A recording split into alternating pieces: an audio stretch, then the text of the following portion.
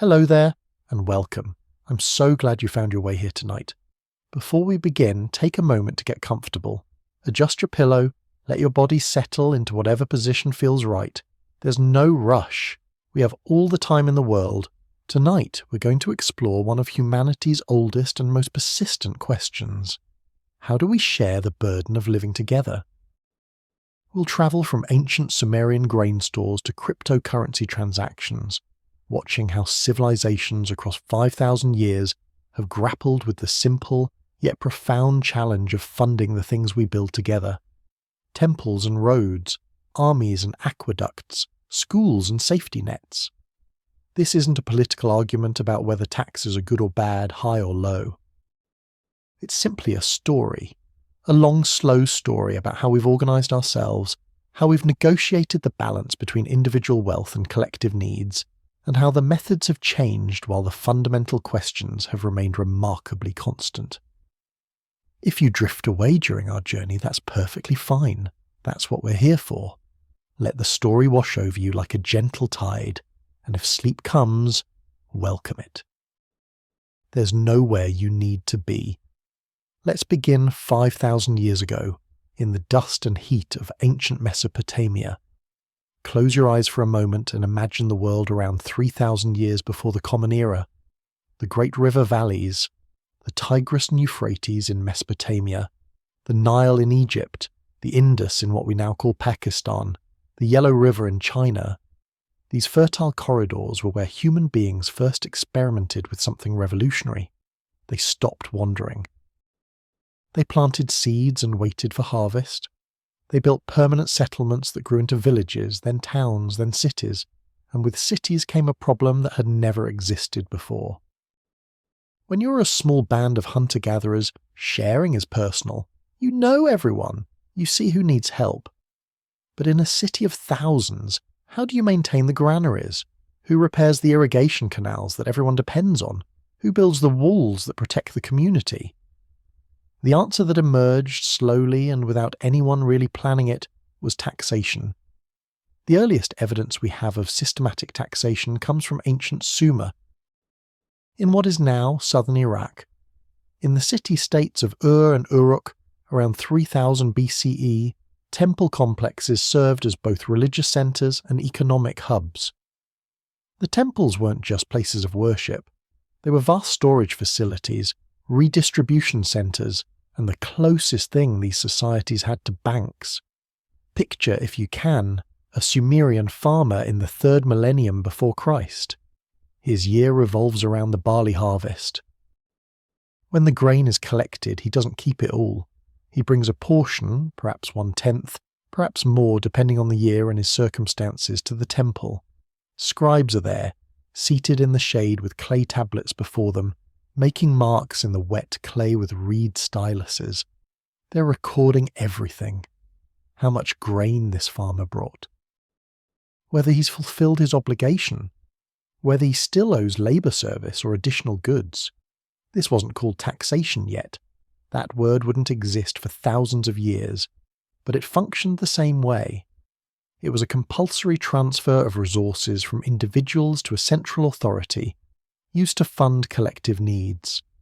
The grain stored in temple complexes fed the priests, yes, but also the workers who maintained the irrigation systems, the craftsmen who made tools, the administrators who kept the whole system running. The Sumerians kept meticulous records. We know this because clay tablets survive. Fire destroys paper, but it hardens clay, preserving these ancient accounts for millennia. Archaeologists have found tablets listing tax payments, debt obligations, labour assignments. One tablet might record that a farmer named Urnamu delivered 60 bushels of barley. Another notes that he owes 3 days of labour on canal maintenance. The precision is remarkable. These weren't primitive people stumbling through some crude system. They were building bureaucracy, creating the administrative structures that would allow cities of tens of thousands to function. Move your attention now to Egypt, to the annual flooding of the Nile. Egyptian civilization was built on a miracle of timing. Every year, like clockwork, the river flooded, depositing rich silt across the farmland. When the waters receded, farmers planted in this fertile mud. The harvests were generally abundant, but only if the irrigation systems were maintained, if the canals were kept clear, if labour was organised efficiently. The pharaoh claimed ownership of all land. Farmers worked the land, but they owed a portion of the harvest to the pharaoh's administration. Tax collectors travelled the countryside, assessing the potential yield of each plot. They looked at how high the Nile had flooded, how rich the soil appeared, how large the cultivated area was. Based on these assessments, they determined how much each farmer owed. The system was sophisticated. If the Nile's flood was poor one year, assessments might be lowered. If it was exceptionally good, they might increase. The goal wasn't to extract every last grain, that would have destroyed the farmers, but to take enough to fund the pharaoh's projects, while leaving enough for the farmers to survive and plant next year's crop.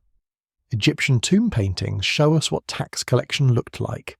Officials with papyrus scrolls and measuring instruments, farmers bringing grain counted carefully, scribes recording everything, and sometimes.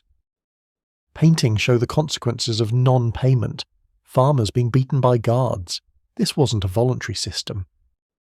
It was backed by the power of the state, by the pharaoh's authority, by the implicit threat of force. But here's what's important to understand.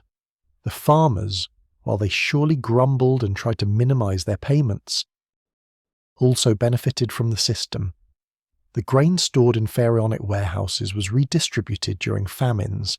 The temples provided seed grain when farmers had none. The irrigation projects funded by taxation made their farming possible in the first place. It was a social contract, unwritten and unequal, but functional enough that it sustained Egyptian civilization for 3,000 years. Labour taxation was equally important. The corvée system, compulsory labour service, built the pyramids, the temples, the great monuments we still marvel at. For a certain number of days each year, able-bodied men were required to work on state projects.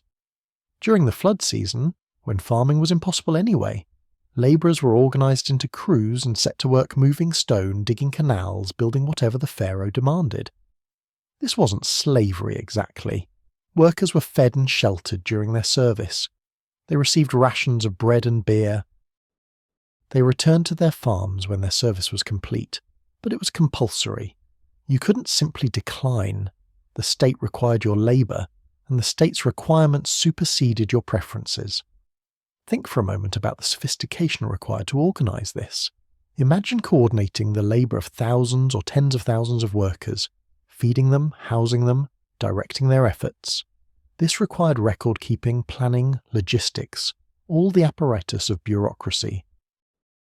And it all ran on taxation, on the systematic extraction of resources from the population. Around 1750 BCE in Babylon, King Hammurabi created his famous law code. Among its 282 laws are provisions about taxation. Farmers owed a portion of their harvest. Shepherds owed animals from their flocks. Merchants paid customs duties on goods they traded. The code specified penalties for tax evasion, responsibilities of tax collectors, and the rights of taxpayers. What's remarkable about Hammurabi's code is that it attempted to standardize and publicize the rules. The code was inscribed on stone stele and placed in public locations. In principle, anyone could know what they owed, what the penalties were, what their obligations entailed. This was a move toward what we might call rule of law, the idea that taxation should be predictable, not arbitrary, subject to known rules rather than the whim of individual collectors. Of course, in a society where most people couldn't read, and where power was concentrated in the hands of a small elite, this transparency was limited, but the principle mattered. The code acknowledged that even a king's power should operate according to established norms. It was an early, imperfect step toward the idea that taxation requires some form of consent, or at least some limitation on arbitrary extraction. Throughout the ancient world, taxation took forms we'd find strange today. In kind, not in cash, grain and animals and cloth rather than money. As labour, not payment. days of work rather than wages. But the underlying logic was the same logic we still wrestle with. How do we fund collective goods? How much should each person contribute? Who decides? Who enforces? Who benefits? The ancient tax collectors were not generally evil men.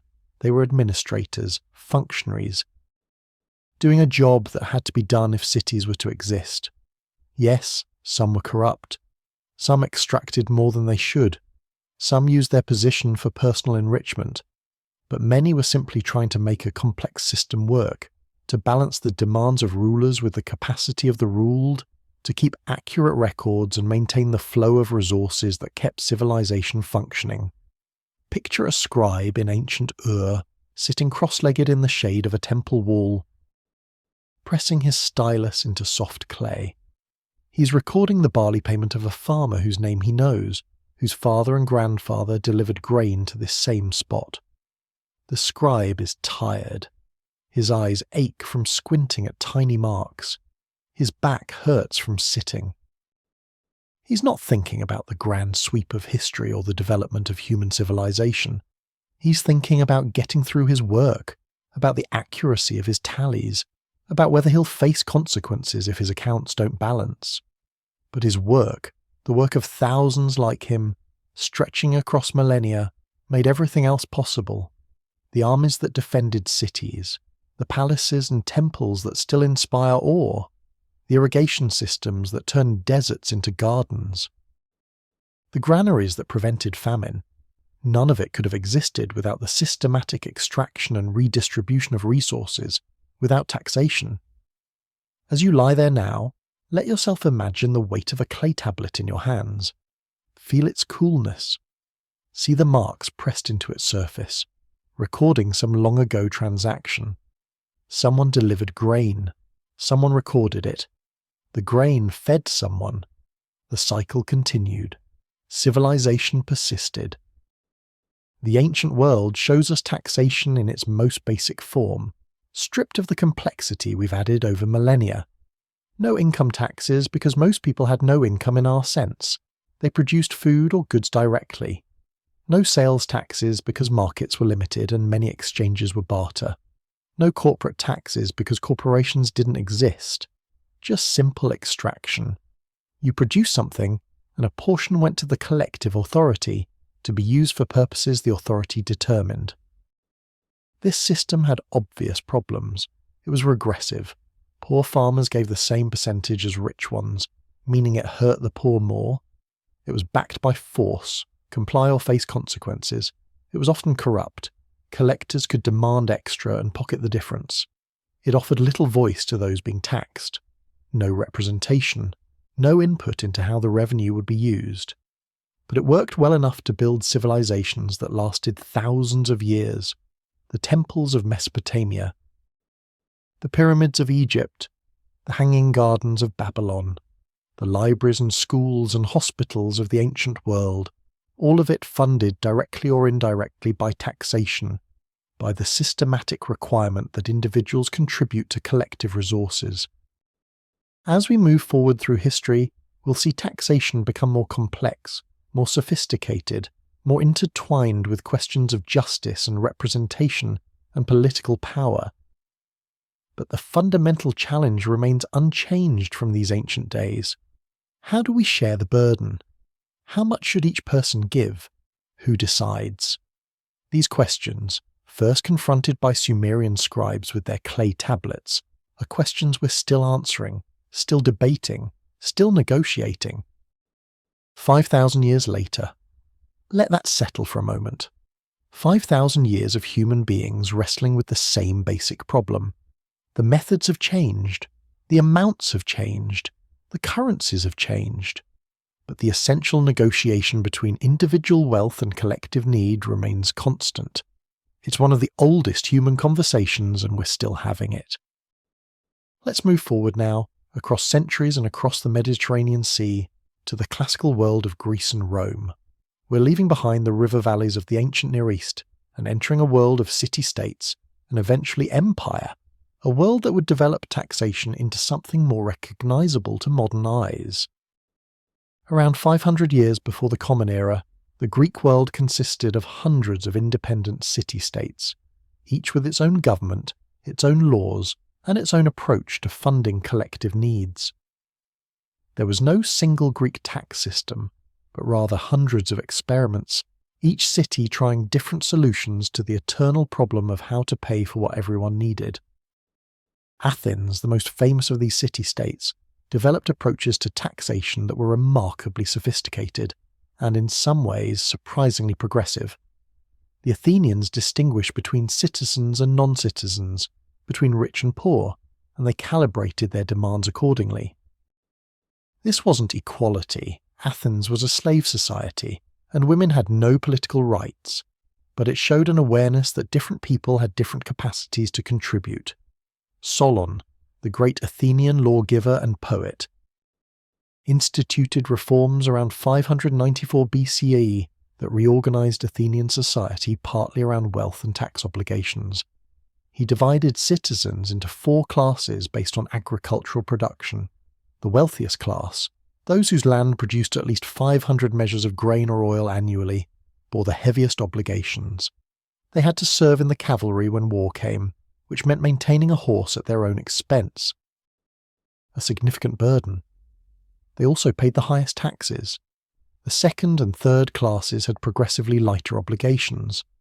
The fourth class, the Thetes, the landless labourers and urban poor, paid virtually nothing in direct taxes. They were too poor. But they served in the navy as rowers, which was its own form of service, its own contribution to the common defence.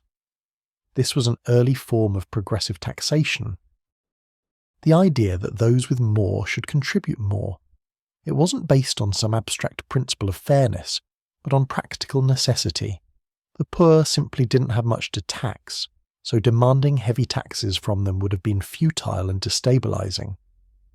Athens developed a unique institution called the liturgy, which deserves our careful attention because it represents a fascinating approach to extracting resources from the wealthy. A liturgy was a public duty, a responsibility that wealthy Athenians were expected to fulfill. There were different types. The triarchy required a wealthy citizen to fund and maintain a trireme, a warship, for a year. This was enormously expensive. The ship had to be outfitted, maintained, and the crew paid. It could cost as much as a talent of silver, roughly equivalent to 6,000 days of skilled labour. Other liturgies involved funding dramatic productions at the great festivals, or providing gymnasia for young men's training, or hosting delegations from other cities. These weren't voluntary donations, they were obligations. If you were wealthy enough, you would be assigned a liturgy, and you were expected to fulfill it. Refusing would bring social stigma and legal consequences. What's interesting is that this created a kind of competitive generosity. Wealthy men tried to outdo each other, funding more lavish productions, better equipped ships, more elaborate facilities. They did this partly from civic pride, partly from religious devotion, and partly because it enhanced their status and political standing. The liturgy system turned taxation into public performance, making the wealthy contribute while allowing them to gain honour from their contribution. Athens also collected customs duties, taxes on goods moving through the port of Piraeus. Wine from the islands, grain from the Black Sea region, timber from Thrace. Everything was taxed at a rate of around 2%. This was indirect taxation, embedded in the price of goods, rather than directly demanded from individuals. It was less visible, less resented, and quite lucrative given the volume of trade flowing through Athens. There was also a tax on resident foreigners, called metics. These were people who lived in Athens, often for generations, but weren't citizens. They paid a special tax for the privilege of residence and the protection of Athenian law. It was a modest amount, 12 drachmas per year for men, 6 for independent women, but it added up given Athens' large foreign population. The Athenian silver mines at Laurium were state-owned and leased to private operators who paid fees and a percentage of production. This revenue helped fund Athens' naval supremacy and finance the great building projects that made Athens beautiful: the Parthenon, the Propylaea, the Temple of Athena Nike. These monuments, still standing today, were built with tax revenue and the forced labour of slaves working the silver mines. Now let's shift our attention to Rome, because Rome would take Greek innovations and systematise them, expand them, perfect them into an administrative machine that governed an empire spanning 3 continents. The Roman Republic in its early centuries had relatively light taxation of citizens. Romans believed that citizens shouldn't be taxed except in emergencies.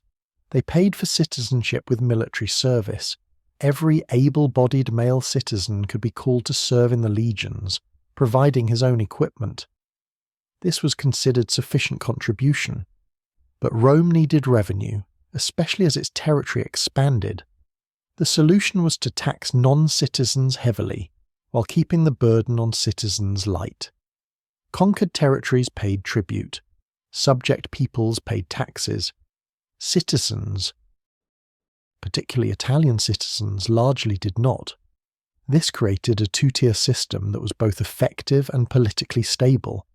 Citizens supported the system because they benefited from it without paying much, while subject peoples had little choice but to comply. As Rome's territory grew, it developed a census system of remarkable sophistication. Every 5 years, Roman citizens were required to register, declaring their property and wealth. This information was used to assign citizens to classes for voting purposes and to determine military obligations. Later, it was also used to assess taxes when Rome did tax its citizens. The census was a massive undertaking. Imagine the logistics of registering millions of people across Italy and beyond. Census takers travelled to every town and village. They recorded names, family members, property holdings, livestock, everything of value. The information was compiled in Rome, creating vast archives of tablets and scrolls. This data collection served multiple purposes. It was demographic, knowing how many citizens existed and where they lived. It was military, knowing who could be called to serve. And it was fiscal, knowing what resources could be taxed if needed. The Roman census was an administrative achievement that wouldn't be matched in scale until modern times. Rome collected customs duties at ports and provincial borders. Goods moving into and out of Roman territory were taxed. This was called the porteria, and rates varied but were typically around 2 to 5% of value. These customs duties were a significant revenue source, and they required yet another layer of administration. Customs officials at every major port and border crossing. Assessing value, collecting fees, watching for smuggling. But perhaps the most interesting and controversial aspect of Roman taxation was the system of tax farming, conducted by private contractors called publicani. This deserves our careful attention because it was both ingenious and deeply problematic, and it shows how taxation can be privatised in ways that create perverse incentives. Here's how it worked. The Roman state would auction off the right to collect taxes in a particular province or region. Private companies, often quite large and sophisticated, would bid for these contracts. The highest bidder would win the right to collect taxes for a specified period, typically 5 years. They would pay the Roman state an agreed-upon sum up front or in instalments. Whatever they could collect beyond that amount was their profit.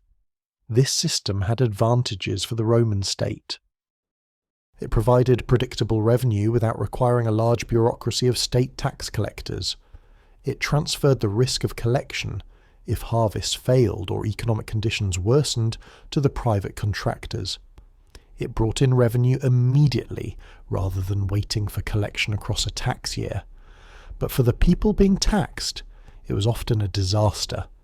The publicani had every incentive to extract as much as possible. They weren't concerned with fairness or long-term economic health. They wanted to maximise their profit during their contract period. This led to abuse, corruption, and oppression. The publicani became wealthy and powerful. They formed companies, joint stock ventures where investors could buy shares. These companies had names, boards of directors, employees. They were, in a real sense, early corporations. Some publicani became so rich they could loan money to kings, finance military campaigns, bribe officials. They operated across the Mediterranean with offices in multiple provinces and sophisticated financial networks. The New Testament story of Zacchaeus, the tax collector who climbed a tree to see Jesus, reflects this reality. Tax collectors in the Roman provinces were despised, seen as collaborators and extortionists. They worked for the publicani or collected local taxes using similar methods. When Jesus says, quote, 0, he's addressing the question of Roman taxation, acknowledging its reality while not endorsing or condemning it. The Roman Empire, as it developed under Augustus and his successors, expanded and systematized taxation. The tributum soli was a tax on land. Assessors would evaluate property, determining its value and potential production. Owners paid a percentage of value or production annually. The tributum capitis was a poll tax, a fixed amount per person, though it varied by province and was often levied only on non-citizens or in certain regions. There were sales taxes on various transactions, inheritance taxes on large estates, taxes on the manumission of slaves. There were special taxes to fund specific purposes. Augustus created a military treasury funded by a 5% inheritance tax on large estates, specifically to pay retirement bonuses for soldiers. This was an early example of dedicated taxation, where specific taxes fund specific programs. The Roman Empire also had what we might call tax exemptions and deductions. Certain groups were exempt. Italian land was tax-free for much of the imperial period. Certain cities had special status granting reduced tax burdens. Veterans received tax breaks. Emperors sometimes granted temporary tax relief to regions suffering from natural disasters or economic hardship. The empire developed a professional class of tax administrators. By the 2nd and 3rd centuries CE, there were thousands of officials throughout the empire whose job was taxation, assessing, collecting, recording, transmitting revenue to provincial and central treasuries. These weren't private contractors anymore, or not exclusively. They were state employees, bureaucrats in the modern sense, with salaries and ranks and career paths. The revenue from all this taxation funded the Roman world that still awes us. The roads, 50,000 miles of paved highways connecting every corner of the empire, built so well that some are still in use. The aqueducts, engineering marvels that brought clean water to cities from sources miles away. The public baths, libraries, forums, amphitheatres, the legions that secured the borders, the grain dole that fed Rome's urban poor, the administration that kept a vast multicultural empire functioning with remarkable efficiency for centuries. But taxation also created resentment and resistance. Tax revolts erupted periodically. The revolt of Boudica in Britain, around 60 or 61 CE, was sparked partly by Roman taxation and debt collection practices. Boudica was queen of the Iceni tribe. When her husband died, Roman officials seized property, flogged her, and abused her daughters. The specific provocations were brutal, but underlying them was the broader context of Roman extraction: taxes, tribute, confiscations. Boudica's revolt killed thousands of Romans before it was suppressed. The Romans responded with savage reprisals, but they also, reportedly, moderated their tax demands in Britain afterward. In Judea, taxation was one of many grievances that fed resistance to Roman rule, culminating in revolts that were brutally crushed.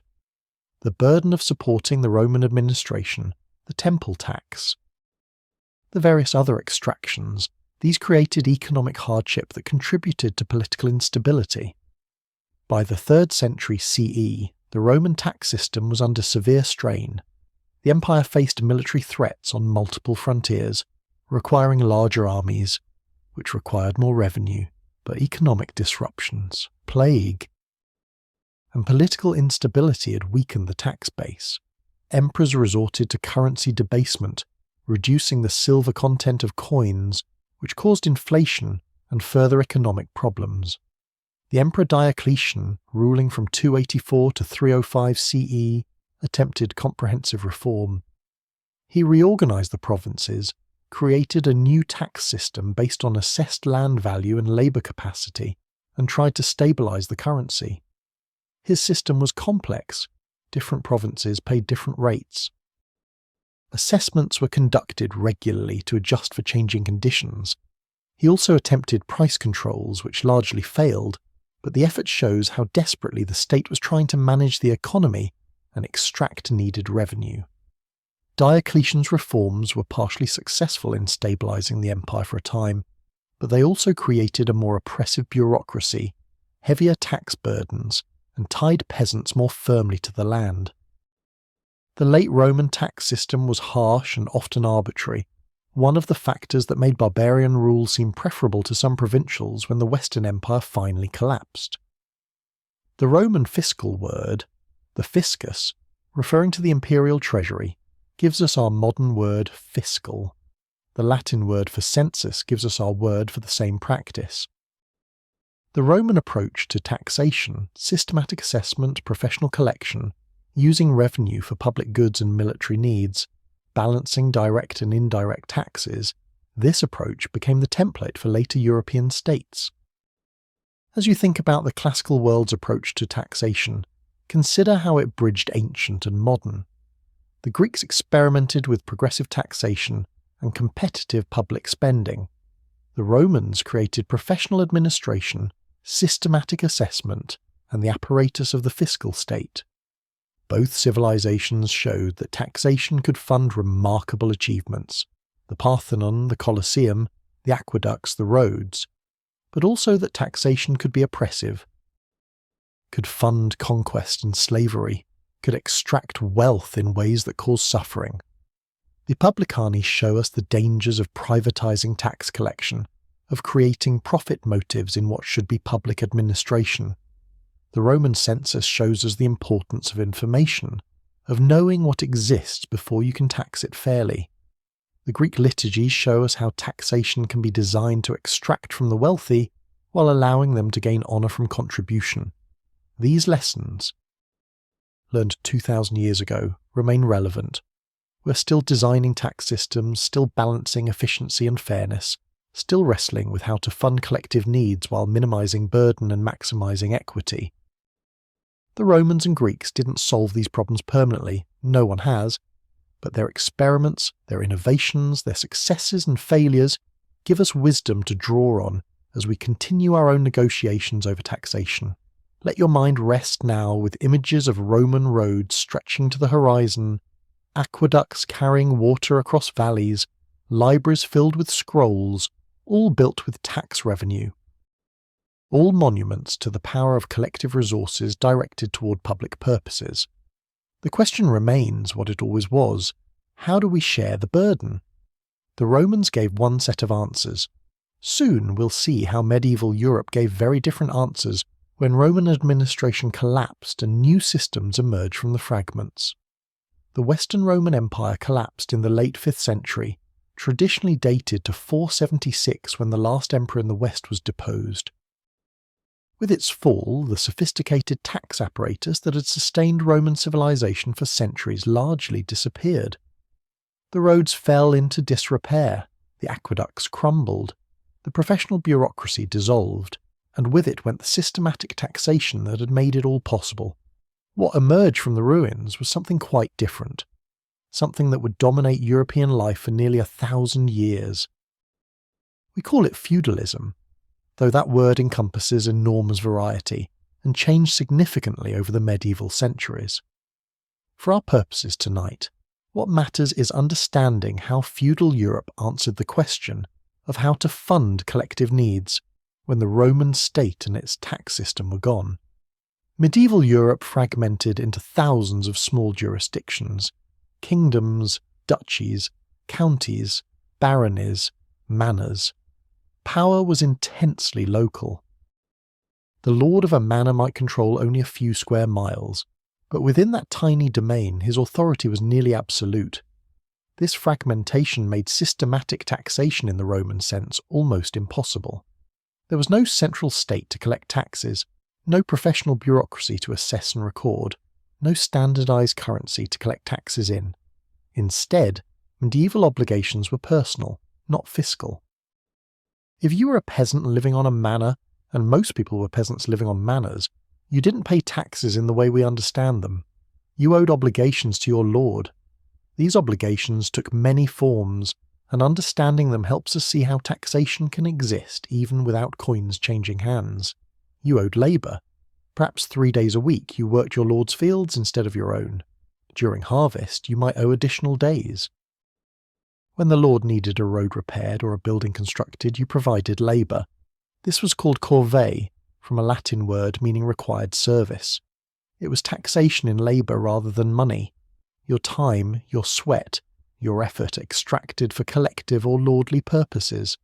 You owed a portion of what you produced. When you harvested grain, a share went to the lord. When your animals reproduced, some of the offspring belonged to the lord. If you used the lord's mill to grind grain, and you had to use his mill, he had a monopoly. You paid a fee, typically a portion of the flour. If you used his wine press, his oven, his other facilities, you paid for the privilege. You couldn't leave. This was perhaps the most fundamental extraction, your freedom. You were tied to the land. If the manor changed hands, you came with it, like the trees and the buildings.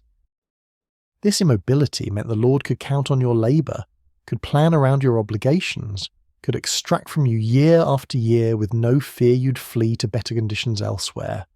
These weren't called taxes, but they functioned as taxes. They were compulsory transfers of resources and labour from individuals to a superior authority, used to maintain the lord's household and fund his obligations to his own superior. The feudal system was a pyramid of obligations. Peasants owed lords, lords owed higher lords, everyone ultimately owed the king, though the king's actual authority was often quite limited. But alongside this secular feudal structure ran another system of extraction, one that was universal across Christian Europe, and in some ways more systematic and effective than any secular taxation. The church collected tithes. A tithe was 1/10 of your production. Grain, livestock, goods, whatever you produced, 1/10 went to the church. This was presented as a religious obligation, based on biblical precedent. The Old Testament describes tithing, and medieval theologians argued it was God's law, not human invention. But whether divinely mandated or not, the tithe was enforced. Church courts had jurisdiction over tithe disputes. Failure to pay could result in excommunication, which in medieval society meant social death, exclusion from community and sacraments. The tithe revenue supported the parish priest, maintained church buildings, funded monasteries and cathedrals, and contributed to the church's larger operations. Some historians have called the tithe the first universal income tax. Everyone paid the same percentage, the revenue supported a vast international organisation. The parallel isn't perfect, but it's thought-provoking. What's remarkable is that the church's system of extraction was often more efficient than secular systems. The church had literate clergy who kept records. It had an organisational structure spanning all of Europe, from the smallest parish to the papal court in Rome. It had ideological legitimacy. People believed they should tithe, that God required it. This combination made the tithe incredibly effective at transferring resources from the population to the church. Kings and great lords also taxed, but their taxation was sporadic and often contested. In principle, medieval kings were supposed to live off their own, to fund their courts and activities from their personal domains and feudal revenues. Taxation beyond this was considered extraordinary, requiring special justification. War provided that justification. When the king needed to raise an army, he could ask for a tax called aid or scutage or tallage, depending on time and place. But asking didn't guarantee receiving. In England, particularly, the principle emerged that the king needed consent for taxation. This principle would prove enormously consequential, but we'll explore that more later. For now, just note that medieval taxation was negotiated, not simply imposed. The Danegeld in England provides a fascinating example of medieval taxation. Starting in 991, Anglo-Saxon kings collected a land tax specifically to pay off Viking raiders. The name means Danish payment, literally money to make the Danes go away. What began as emergency protection money became a regular tax that persisted even after the Viking threat diminished. Kings discovered that a tax once established was hard to abolish. The Danegeld continued under various names for centuries, long after its original purpose disappeared. Medieval taxation was deeply unequal.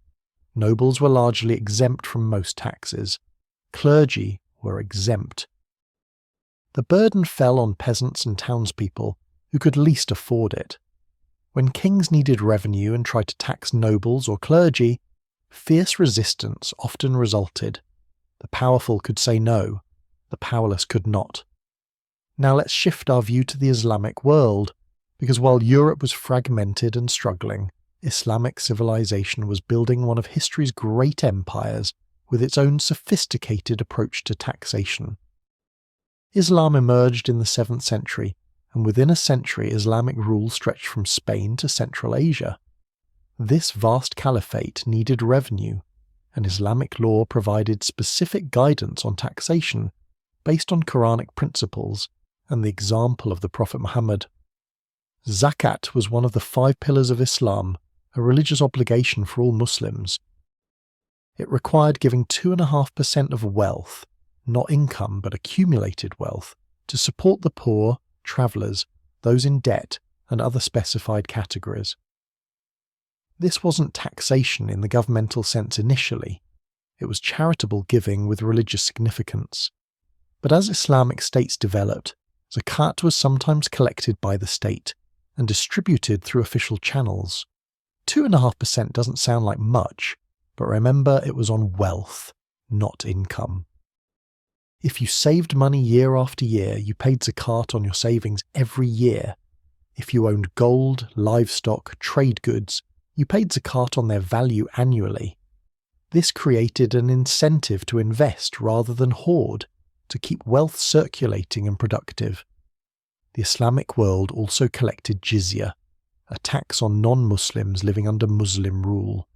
The rate varied but was typically similar to zakat, a few percent of wealth or a fixed amount per household. Non-Muslims were exempt from zakat and from military service, and jizya was framed as payment for protection and the right to practice their religion. It was discriminatory by modern standards, creating a two-tier system where religious identity determined tax obligations, but it was also relatively tolerant by medieval standards, allowing religious minorities to maintain their faith and communities. Kharaj was a land tax, particularly on agricultural land. This was separate from religious obligations and was simply fiscal. The state needed revenue, and productive land was the most visible taxable resource. Rates varied enormously depending on location, land quality, and historical precedents, but it could be quite substantial, sometimes reaching 1/3 or even half of production. Islamic empires also collected customs duties on trade. The Silk Road, the maritime trade routes through the Indian Ocean, the caravansaries and ports, all were sites of taxation. Merchants paid fees for the privilege of trading under the caliph's protection. Given the enormous volume of trade flowing through the Islamic world, spices from India, silk from China, gold from Africa, goods from Europe, these customs revenues were substantial.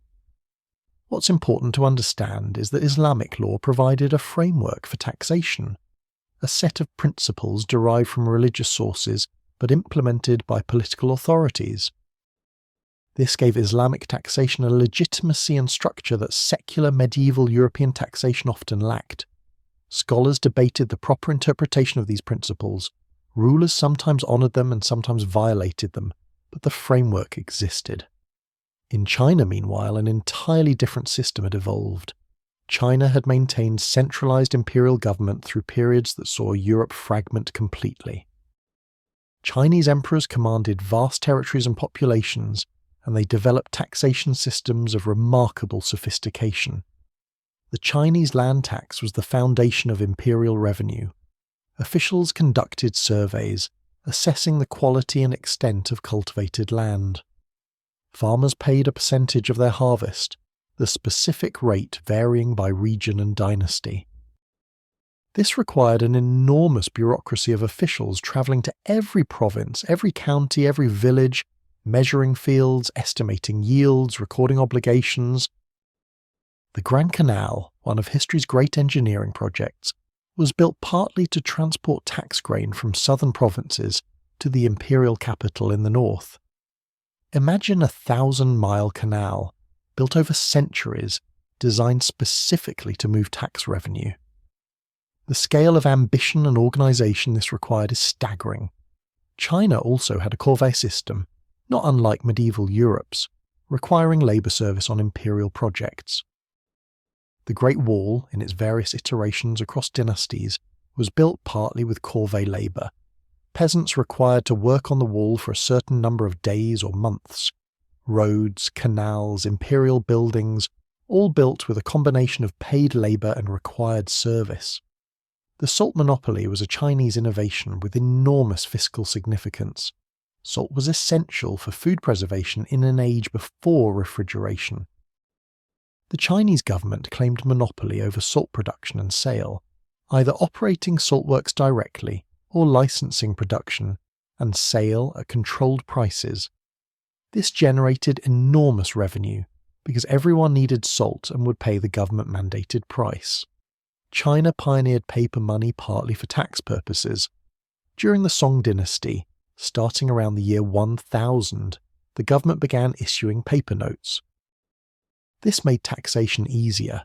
Instead of transporting thousands of tons of grain or copper coins, tax revenue could be transmitted as lightweight paper. Of course, this also enabled currency manipulation and inflation, problems that would plague later dynasties. But the innovation was remarkable. The Chinese civil service examination system created a professional bureaucracy of educated officials who administered taxation and other government functions. Young men studied classical texts for years, took rigorous examinations, and if they passed, entered government service.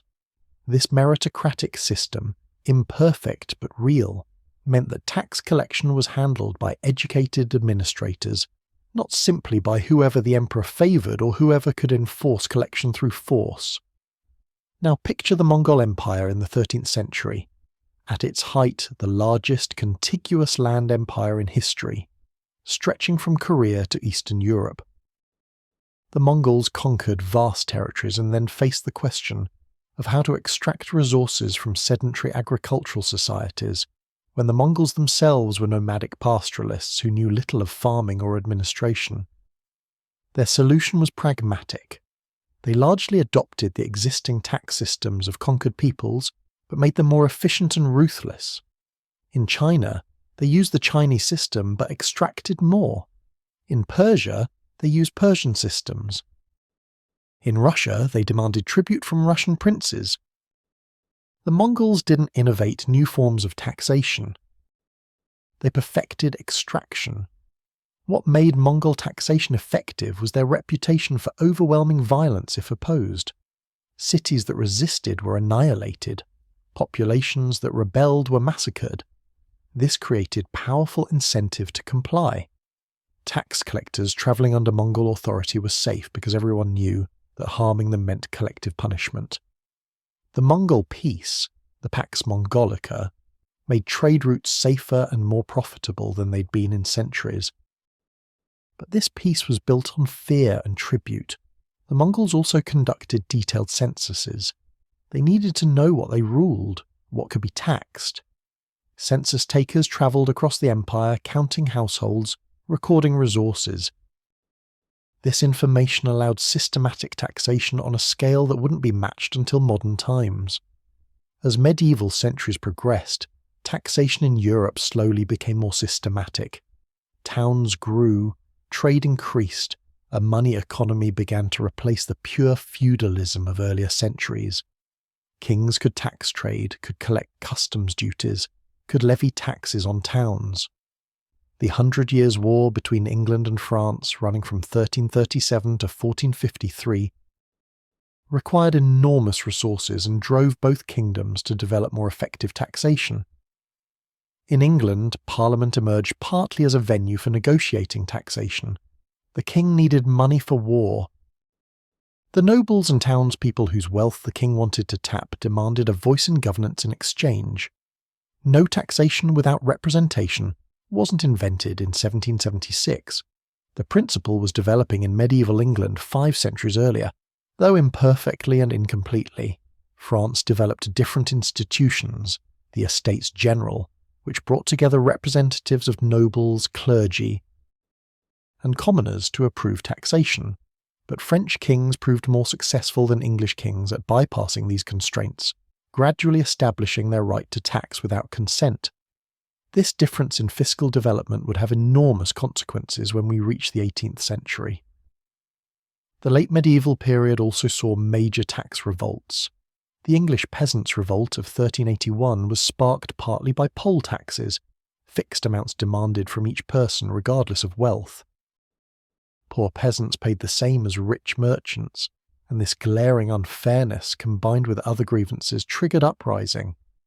The revolt was suppressed, its leaders executed, but it demonstrated the limits of what populations would tolerate.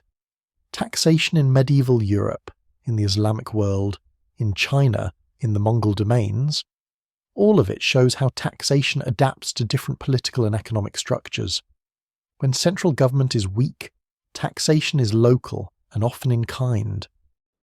When religious institutions are powerful, they extract resources through tithes.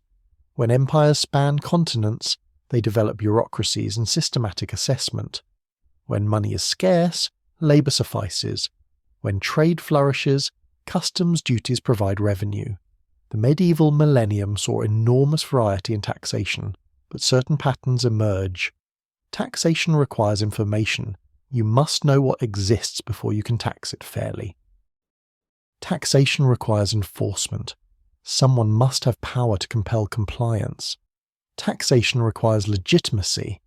People must believe, or at least accept, that the extraction is justified, and taxation is always contested, between those who pay and those who collect, between rich and poor, between different visions of fairness and necessity. As you rest now, imagine a medieval village at harvest time, peasants cutting grain, knowing that a portion belongs to the Lord, another portion to the church. Imagine a merchant caravan reaching a city gate, stopping to pay customs duties before entering the market. Imagine Chinese farmers watching tax collectors measure their fields, calculating what they'll owe. All across the medieval world, people negotiated with taxation, paid what they must, resisted when they could, and built their lives around these obligations that seemed as inevitable as the seasons. The next centuries would see profound changes as nations emerged, as trade expanded, as revolutions challenged old assumptions about who should pay and who should decide. But the medieval pattern of negotiation between rulers who need revenue and subjects who resist extraction, this pattern remains with us still. As the medieval world gave way to what historians call the early modern period, roughly from 1500 onward, Europe underwent profound transformations that changed the nature of taxation fundamentally. The fragmented feudal landscape slowly consolidated into centralized nation-states. Kings accumulated power at the expense of nobles and local lords. Professional armies replaced feudal levies, bureaucracies expanded, and all of this required money, far more money than medieval taxation had ever generated. The question facing early modern rulers was straightforward. How do you extract enough revenue to build and maintain a modern state while managing resistance from subjects who had never paid such amounts before? The answers they found, through trial and error, through innovation and coercion, through negotiation and force, would shape the fiscal foundations of the modern world. Let's begin with Spain. Because Spain in the 16th century seemed to solve the taxation problem in the most spectacular way imaginable, by importing vast quantities of gold and silver from the New World. After Columbus reached the Americas in 1492, and especially after the conquest of the Aztec and Inca empires in the 1520s and 1530s, Spanish galleons began carrying treasure across the Atlantic in amounts that boggle the mind. Between 1500 and 1800, Spanish America produced an estimated 150,000 tons of silver and thousands of tons of gold. The Spanish crown claimed a portion of all precious metals mined, typically 1/5, called the quinto real, the royal fifth. This treasure funded Spanish power for over a century, paying for armies, palaces, churches, and Spain's attempts to dominate European politics. But here's what's fascinating and instructive. All this treasure, this flood of wealth that seemed to eliminate the need for taxation, actually created enormous problems. Spain didn't develop efficient domestic taxation because it didn't need to. The American silver provided revenue, but the silver also caused inflation. Prices throughout Europe rose as Spanish treasure circulated, the value of money fell, and Spain, instead of investing in productive capacity, spent the silver on consumption and war. When the flow of silver declined in the 17th century, Spain was left without the fiscal infrastructure other nations had developed. Spanish kings still tried to tax their subjects, but they faced resistance and lacked the administrative machinery to collect efficiently. Spain's golden age ended partly because treasure had allowed it to avoid building robust taxation systems that could sustain power over the long term. The lesson, learned painfully, was that taxation isn't just about extracting money. It's about building relationships between state and subjects, creating administrative capacity, developing legitimacy. Spain's American treasure was unearned revenue that required no negotiation with subjects, no consent, no institutional development. And when it ran out, Spain discovered it had built a state on sand. France, meanwhile, was developing a very different approach. French kings of the 16th and 17th centuries, particularly under Cardinal Richelieu, serving Louis XIII, and then under Louis XIV himself, built one of history's most powerful absolute monarchies. And they did it partly through taxation, through developing the apparatus to extract revenue from their subjects on an unprecedented scale. The French tax system was complex and, to modernize, bewilderingly unfair. There were dozens of different taxes, each with its own history and constituencies. The taille was the main direct tax, assessed on non-nobles. Yes, nobles were exempt from the principal tax. They enjoyed fiscal privilege along with their social privileges. This meant the tax burden fell heavily on peasants and townspeople. The gabelle was the salt tax, and it deserves particular attention because it was both ingenious and odious. Salt was a royal monopoly in much of France. The crown controlled production and sale, and everyone was required to purchase a minimum quantity each year at the crown's price. The price was far above the production cost, sometimes 10 or 20 times the market price in neighbouring countries. This was taxation through monopoly, and it generated enormous revenue while creating deep resentment. Different regions paid different rates for the gabelle, and the variations were complex. Some provinces were paid a grand gabelle with the highest rates, others were paid a petite gabelle with lower rates. Some regions were franc salé, exempt from the salt tax due to historical privileges.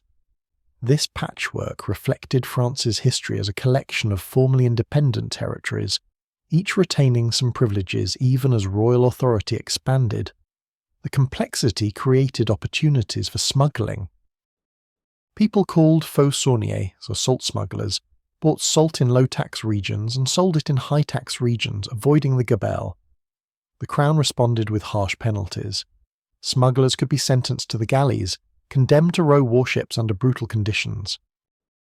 The enforcement effort itself was expensive, requiring thousands of guards and inspectors watching France's internal borders for contraband salt.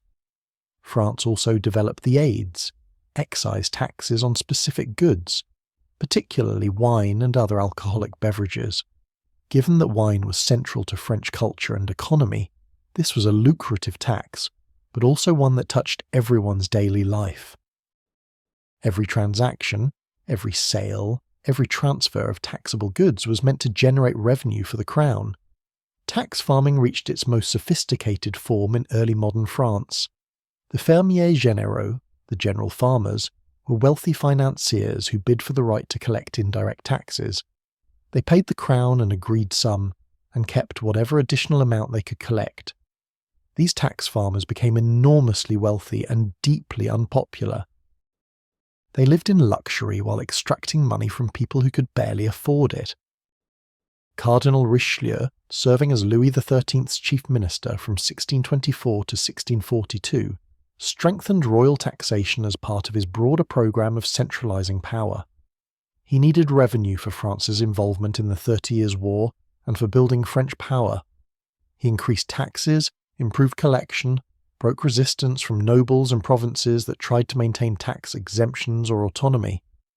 Louis XIV, the Sun King, who reigned from 1643 to 1715, brought French absolutism and French taxation to their peak. His finance minister Jean-Baptiste Colbert, serving from 1665 to 1683, attempted to rationalise French taxation, to make it more efficient and productive. Colbert promoted mercantilism, the idea that national wealth came from favourable trade balances, from exporting more than you imported. Under this mercantilist system, customs duties became crucial. Colbert wanted high tariffs on imports to protect French industry, and low duties on exports to encourage foreign purchases of French goods. He also tried to eliminate internal customs barriers within France, though he was only partially successful. The patchwork of local tolls and duties that had developed over centuries proved difficult to sweep away. Too many interests benefited from them. But even Colbert's reforms couldn't solve France's fundamental fiscal problem. The tax burden was distributed unfairly, with nobles and clergy largely exempt. The system was inefficient, with much revenue lost to corruption and collection costs. And royal spending, particularly Louis XIV's wars and the construction of the palace at Versailles, outpaced revenue no matter how efficiently it was collected. The Fronde, a series of civil wars from 1648 to 1653, was sparked partly by taxation. New taxes and aggressive collection during the regency for the young Louis XIV provoked resistance from nobles, from the Parlement of Paris, from ordinary people crushed by fiscal demands. The revolts were eventually suppressed, and Louis XIV learned from them. He would never again convene the Estates General, the representative body that might constrain royal taxation. He would rule absolutely, and he would tax without asking permission. England followed a different path, and the difference would prove historically momentous. English kings needed revenue just as French kings did, but English political institutions developed differently, creating constraints on royal taxation that French kings avoided. Parliament had emerged in medieval England, and by the early modern period it had established the principle that the king could not levy new taxes without parliamentary consent. This didn't mean Parliament controlled all taxation. The king had hereditary revenues from crown lands and traditional feudal dues. But extraordinary taxation, the kind needed for wars or major projects, required Parliament's approval. This gave Parliament leverage. If the king wanted money, he had to summon Parliament and negotiate. And Parliament could attach conditions, redress of grievances, confirmation of rights, limits on royal power. The English Civil War from 1642 to 1651 was fought partly over this issue. King Charles I tried to rule without Parliament, tried to collect taxes without consent. Parliament resisted. War resulted. Charles lost his head, literally, executed in 1649. And while the monarchy was eventually restored in 1660, the principle that Parliament controlled taxation was permanently established. The Glorious Revolution of 1688, when Parliament essentially fired King James II and invited William and Mary to rule under parliamentary constraints, confirmed this principle decisively.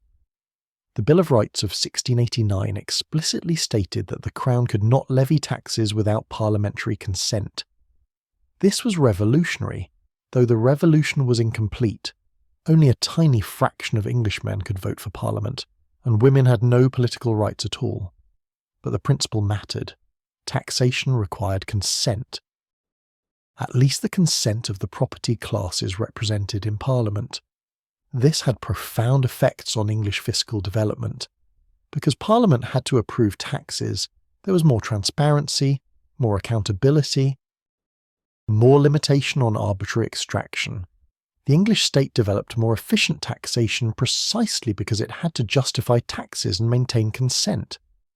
This paradox, that limitation created effectiveness, would become important as we move toward modern taxation systems.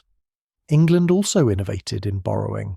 The founding of the Bank of England in 1694 was a watershed moment in financial history. Here's how it worked. A group of merchants and financiers proposed to lend the government £1,200,000, an enormous sum, at 8% interest. In exchange, they would be chartered as a bank with the right to issue banknotes and conduct banking business.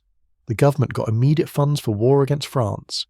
The bank got a profitable monopoly position, and crucially, Parliament guaranteed the interest payments. This meant the debt was national debt, backed by Parliament's taxing power, not just the King's promise. This made English government debt more reliable than French or Spanish debt, which depended on the King's willingness and ability to repay. English government bonds became safe investments. People bought them knowing Parliament would ensure payment. This allowed England to borrow far more than its annual tax revenue, to sustain debt equal to many times GDP, because creditors trusted repayment. France, by contrast, with no parliamentary guarantee, faced periodic defaults and had to pay higher interest rates to attract lenders. The Dutch Republic, independent from Spain after the Dutch Revolt that lasted from 1568 to 1648, developed perhaps the most advanced fiscal system of the early modern period. The revolt itself had been sparked partly by Spanish taxation. The Duke of Alba's attempts to impose new taxes on the Netherlands had provoked fierce resistance. Independent, the Dutch developed a system of taxation based on provincial and municipal consent. The States General, representing the provinces, had to approve taxes. This created a federal system where taxation was negotiated between centre and regions. But the Dutch provinces, particularly Holland, developed efficient taxation that generated enormous revenue relative to population. The Dutch imposed excise taxes on a wide range of goods: beer, wine, soap, candles, meat, even peat for fuel. Nearly every transaction involved some tax. But because the taxes were regular and predictable, because they were administered efficiently by salaried officials rather than tax farmers, and because the revenue funded services and infrastructure that benefited commerce, the Dutch economy thrived despite high taxation. The Dutch also pioneered public debt instruments. The Dutch government issued bonds at relatively low interest rates because their credit was excellent. Amsterdam became Europe's financial centre, with sophisticated capital markets where government and private debt traded actively. This fiscal and financial sophistication helped a small country punch far above its weight in European affairs. The English, watching Dutch success, learned lessons that influenced their own fiscal development. The Bank of England, the national debt backed by parliamentary taxation. These were partly modelled on Dutch innovations. The connection between representative government, reliable taxation, efficient administration, and creditworthiness was becoming clear. Early modern taxation also saw innovations that seem bizarre today. The window tax in England, introduced in 1696, taxed houses based on the number of windows. The logic was that wealthier people had larger houses with more windows. So this would be a kind of progressive property tax. But people responded by bricking up windows, creating buildings with blank walls to avoid the tax. You can still see these blocked windows in Old English buildings today. architectural evidence of tax avoidance 3 centuries ago. France had similar odd taxes. There were taxes on doors, on chimneys, on playing cards, on an astonishing variety of goods and activities. Each tax had its own logic, its own history. But collectively they created a bewildering system that was both oppressive and inefficient. Throughout this period, ordinary people resisted taxation in countless ways. Open revolt was rare and usually crushed, but everyday resistance was constant.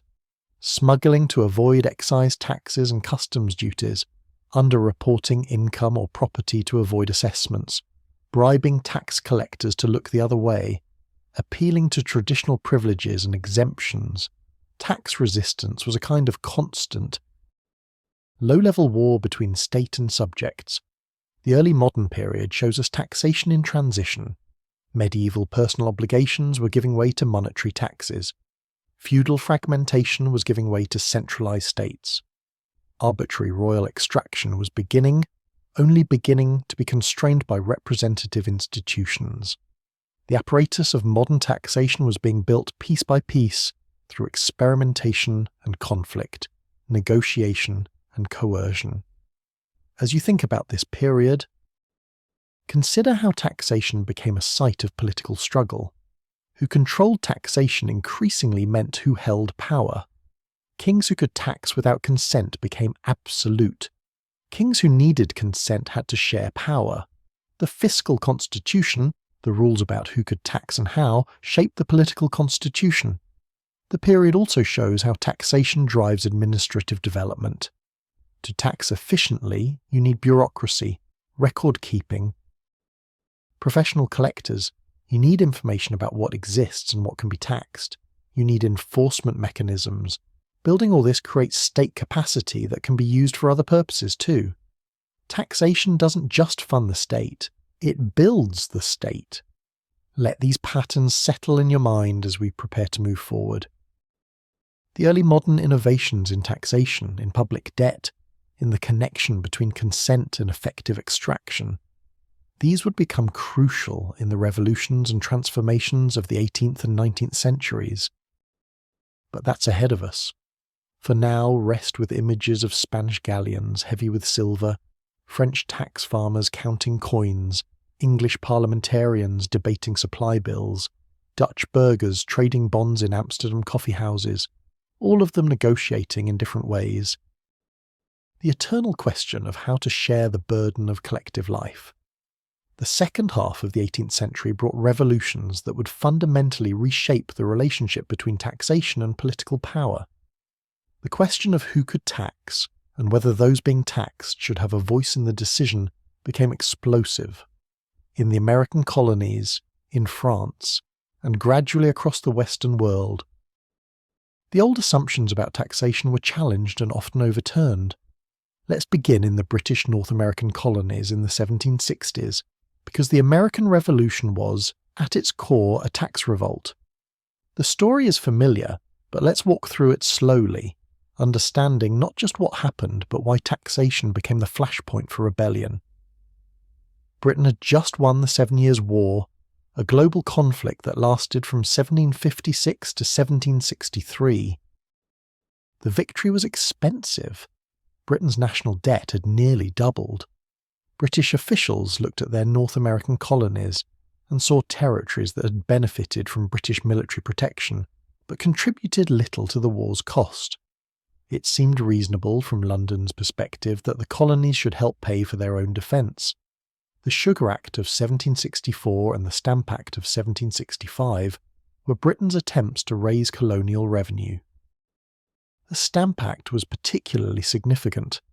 It required that many printed materials in the colonies, legal documents, licenses, newspapers, even playing cards, carry an embossed revenue stamp purchased from British authorities. This was taxation for revenue, not regulation of trade. And crucially, it was imposed by Parliament, not by colonial legislatures. The colonial response was immediate and furious. No taxation without representation became the rallying cry. The colonists argued that as British subjects, they could not be taxed except by their own elected representatives. Parliament, in which the colonists had no seats, had no right to tax them. Only their own colonial assemblies could levy taxes. This was a constitutional argument grounded in British tradition. The principle that taxation required consent had deep roots in English history, stretching back to the Magna Carta and confirmed in the Glorious Revolution of 1688.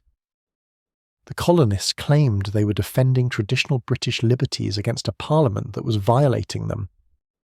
Parliament's response was that the colonies enjoyed quote, _6 that Parliament represented all British subjects, not just those who elected its members. This argument satisfied almost no one in America.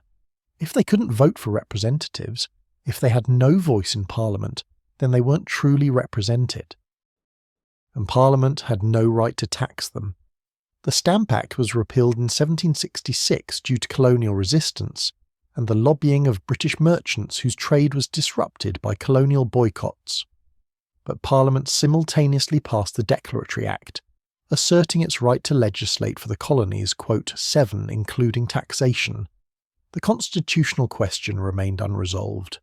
The Townshend Acts of 1767 imposed duties on glass, lead, paint, paper, and tea imported into the colonies.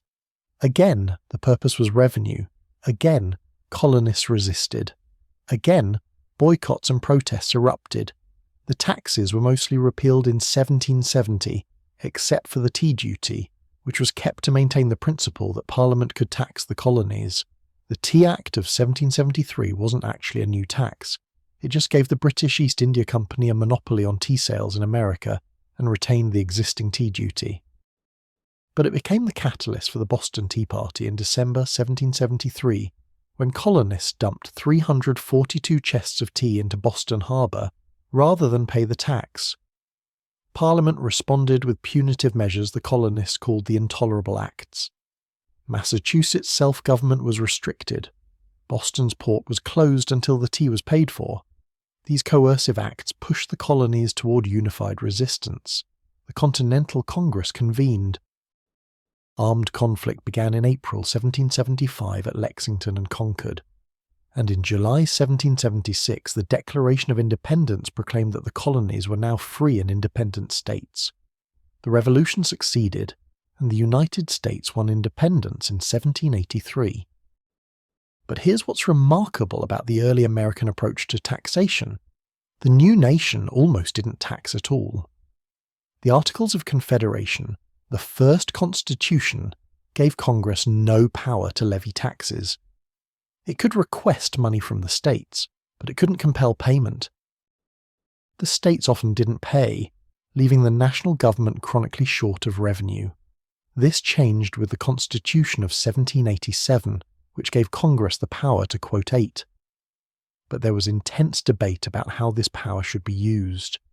Many Americans believed they'd fought a revolution to escape taxation, and they were suspicious of a national government with taxing power.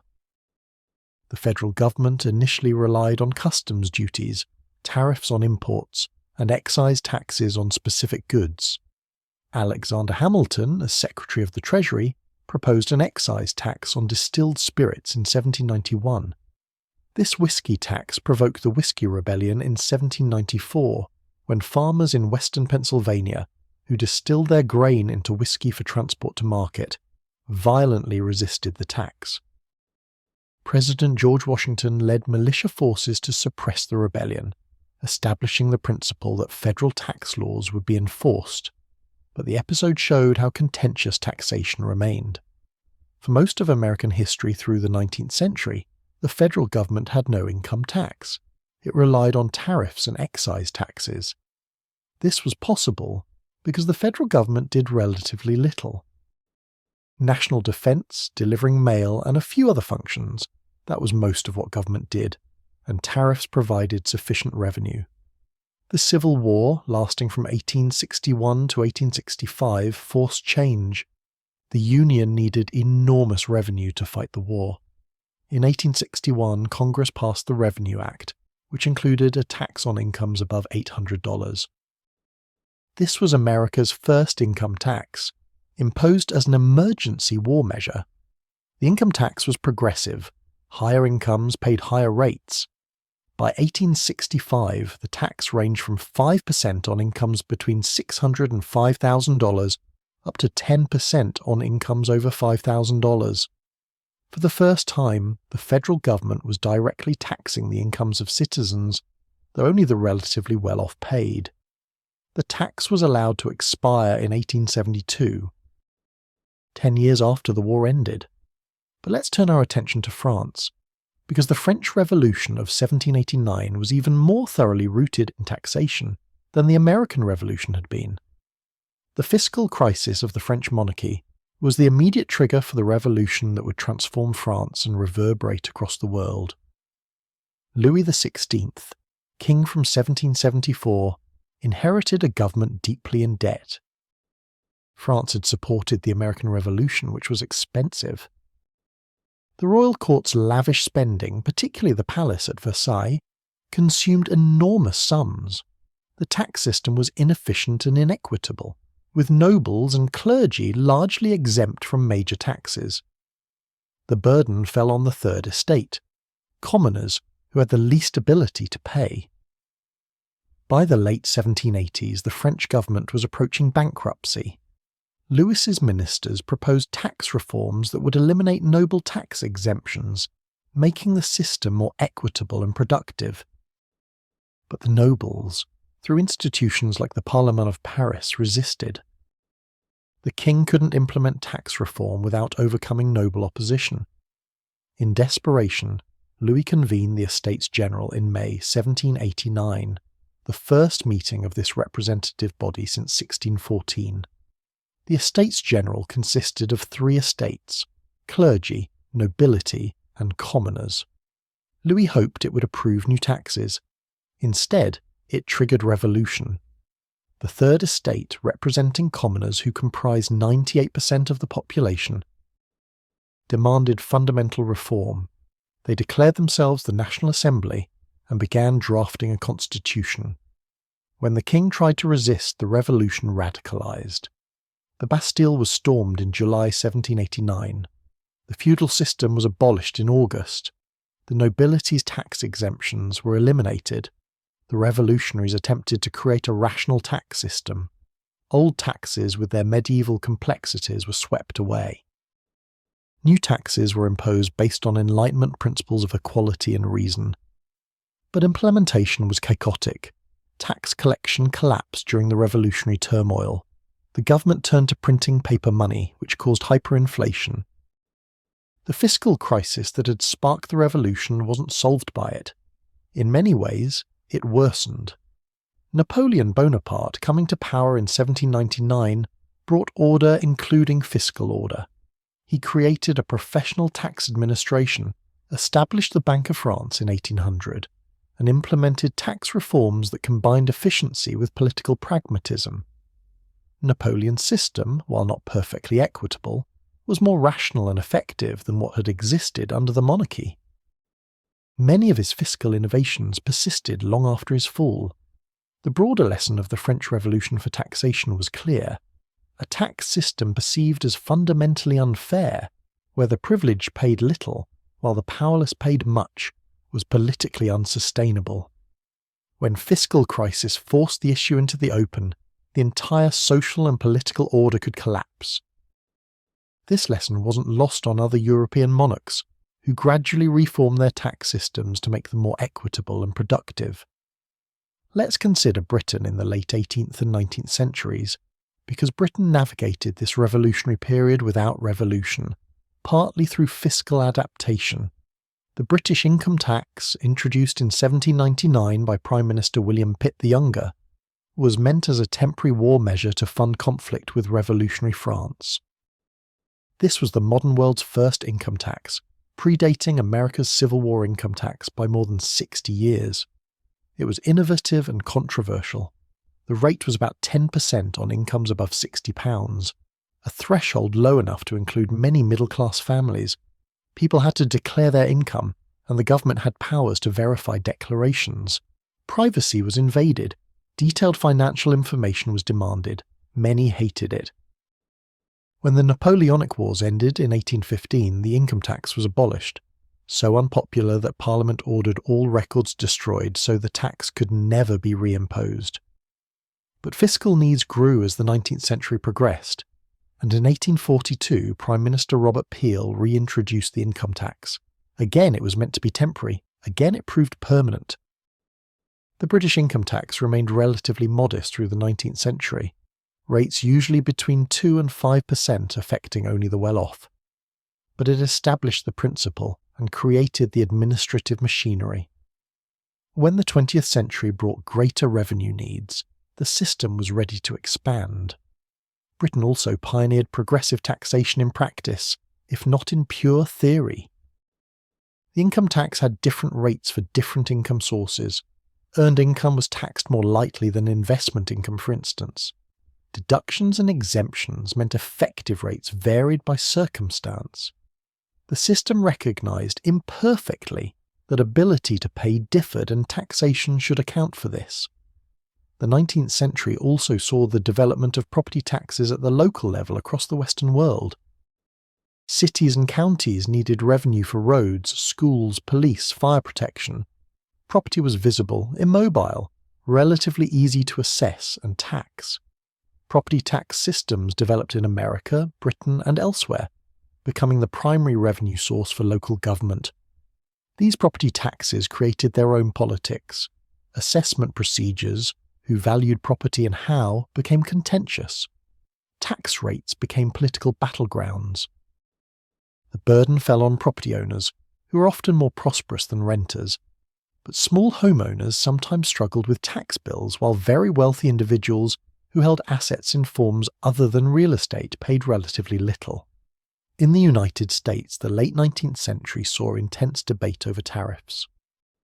Tariffs were the federal government's main revenue source, but they were also protectionist trade policy. High tariffs protected American manufacturers from foreign competition, but raised prices for consumers. Exporters and importers wanted low tariffs. Manufacturers wanted high tariffs. Regional interests clashed. The industrial North generally favoured protection, while the agricultural South preferred free trade. Presidential elections were fought over tariff policy. The tariff of 1828 was called the _9_ by Southerners, who believed it enriched Northern manufacturers at Southern expense. South Carolina threatened to nullify the tariff, refusing to collect it, creating a constitutional crisis. The issue was eventually compromised, but it remained divisive through the 19th century. The late 1800s also brought the beginnings of modern tax administration. Germany under Otto von Bismarck pioneered professional civil service and systematic tax collection. The German states created efficient bureaucracies staffed by trained officials who administered taxation according to rules, not personal discretion or corruption. This Prussian model, professional, rule-bound, efficient administration influenced other nations. The idea that taxation should be administered by neutral experts according to law, not by political appointees seeking personal gain, gradually spread. Tax administration became a profession requiring training and expertise. The 19th century saw heated debates about tax incidence. Who really pays which taxes? If government imposes a tax on merchants, do the merchants bear the burden? Or do they pass it to customers through higher prices? If landlords are taxed, do they bear it? Or do they pass it to tenants through higher rents? Economists developed theories of tax incidence, trying to trace who ultimately bore the burden of different taxes. These debates weren't merely academic, they had political consequences.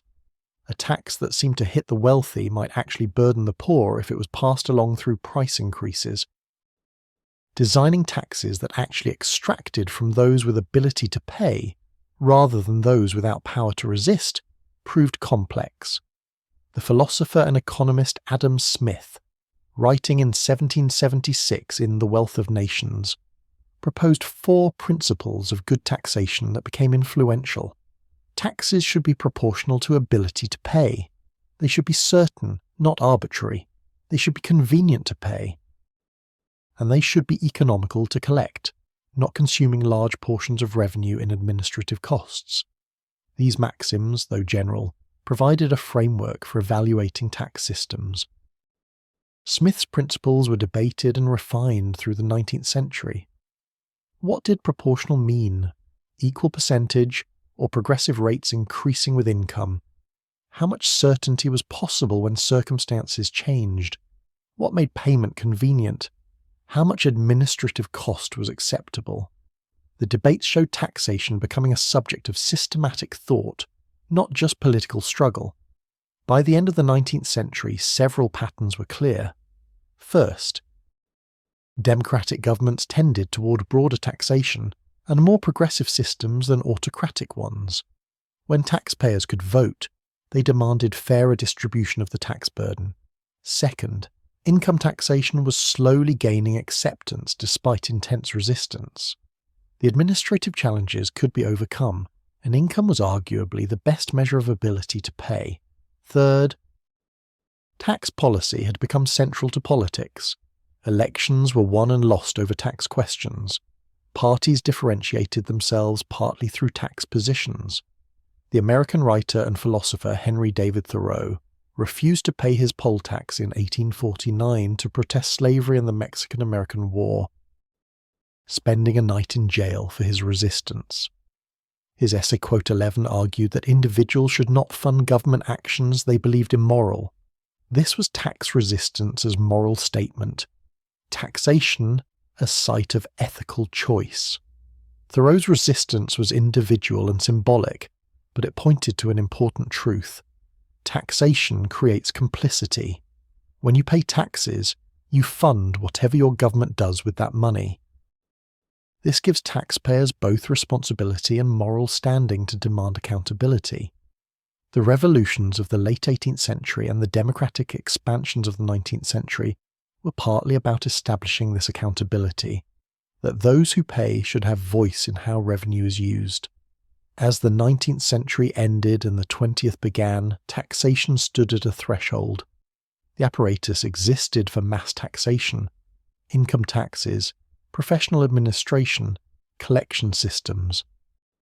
The political acceptance was growing, if grudging. What was needed was crisis sufficient to make mass taxation necessary and acceptable.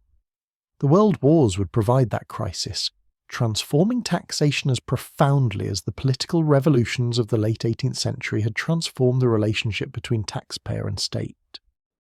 Rest now with images of colonists dumping tea into Boston Harbour, of Parisian crowds storming the Bastille partly in fury over taxation, of British taxpayers reluctantly declaring their income to government inspectors, of American homesteaders paying property taxes to fund frontier schools, all of them negotiating the terms of taxation, establishing that those who pay deserve a voice, that taxation requires consent and accountability.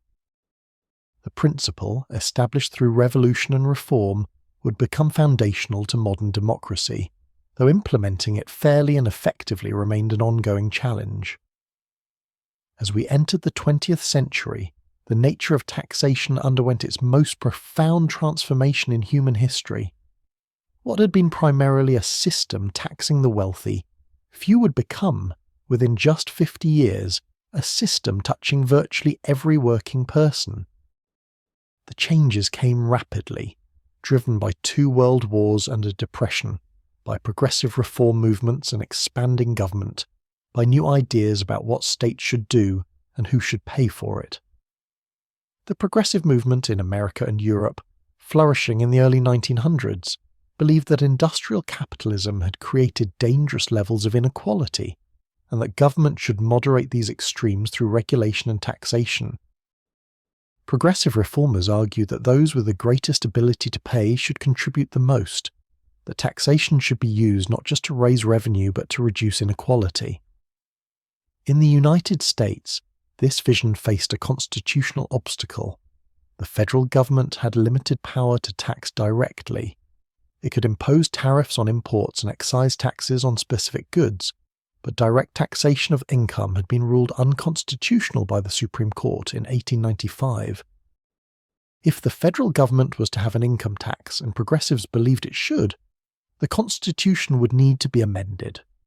The 16th Amendment, ratified in 1913, was brief and momentous. It gave Congress the power to collect taxes on incomes from whatever source derived, without apportionment among the several states. This simple grant of authority transformed American governance and American life in ways that would unfold across the coming decades. The initial income tax, implemented in 1913, was modest. The tax rate started at 1% on income above $3,000, a threshold so high that only the wealthiest 3 or 4% of households owed any tax. The top rate was 7% on income over $500,000. This was elite taxation, not mass taxation. Most Americans never filed a return, never paid income tax, never interacted with what would become the central feature of modern fiscal life. But the First World War changed everything. When America entered the war in April 1917, the federal government faced unprecedented spending needs.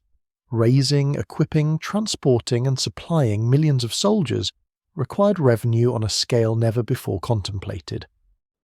The answer was taxation, expanded far beyond what anyone had imagined just a few years earlier.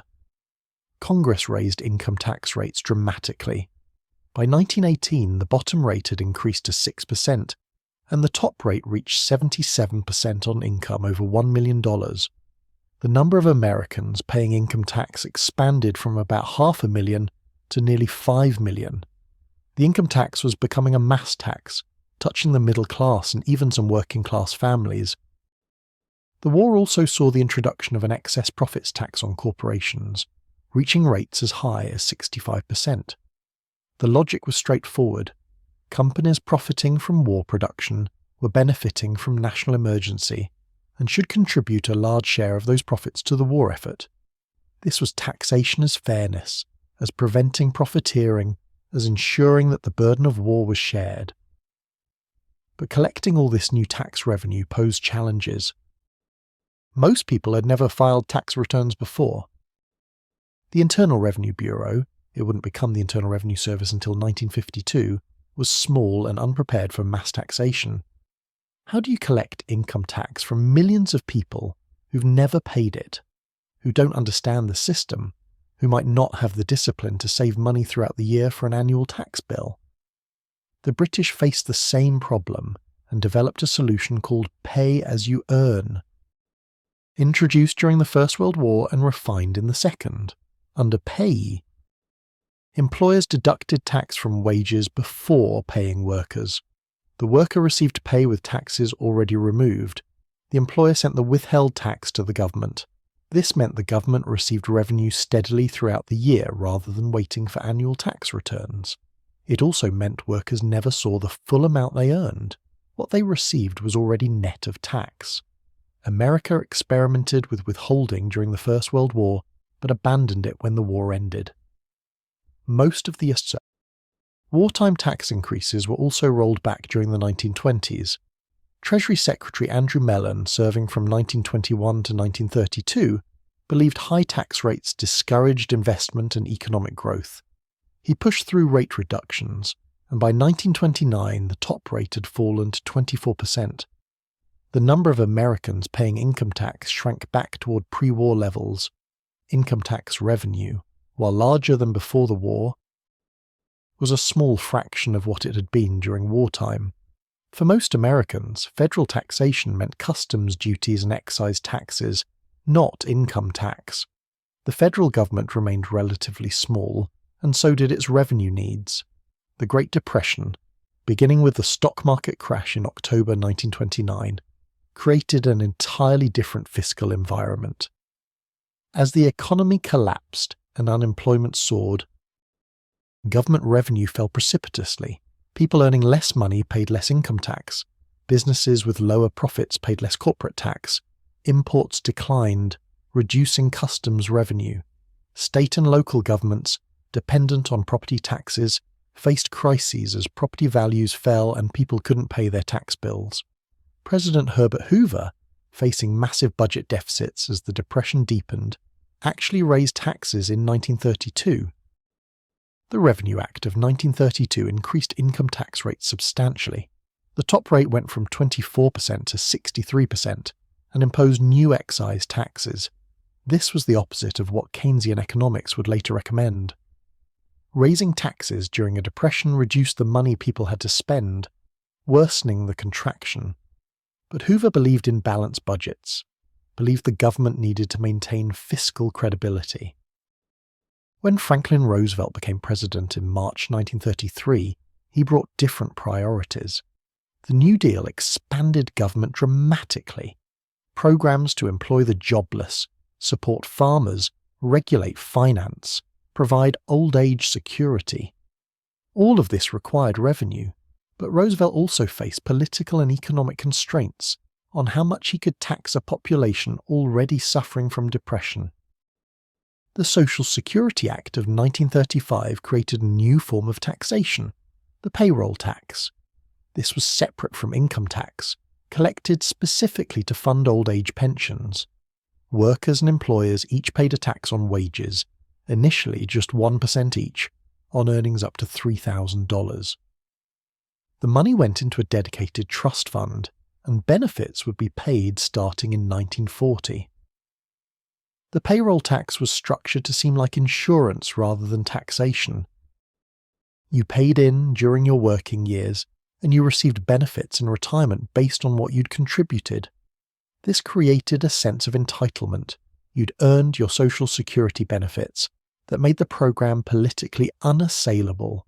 It was brilliant political design, using taxation to create a program that would prove nearly impossible to eliminate. Roosevelt also raised income tax rates on the wealthy. By the late 1930s, the top rate reached 79%, part of Roosevelt's rhetoric about ensuring that the rich paid their fair share. But most Americans still didn't pay income tax. The threshold remained high enough that the middle class and working class were largely exempt. In 1940, only about 4 million Americans paid income tax out of a population of 130 million. The Second World War would change this definitively and permanently. The war required spending that dwarfed anything the First World War had demanded.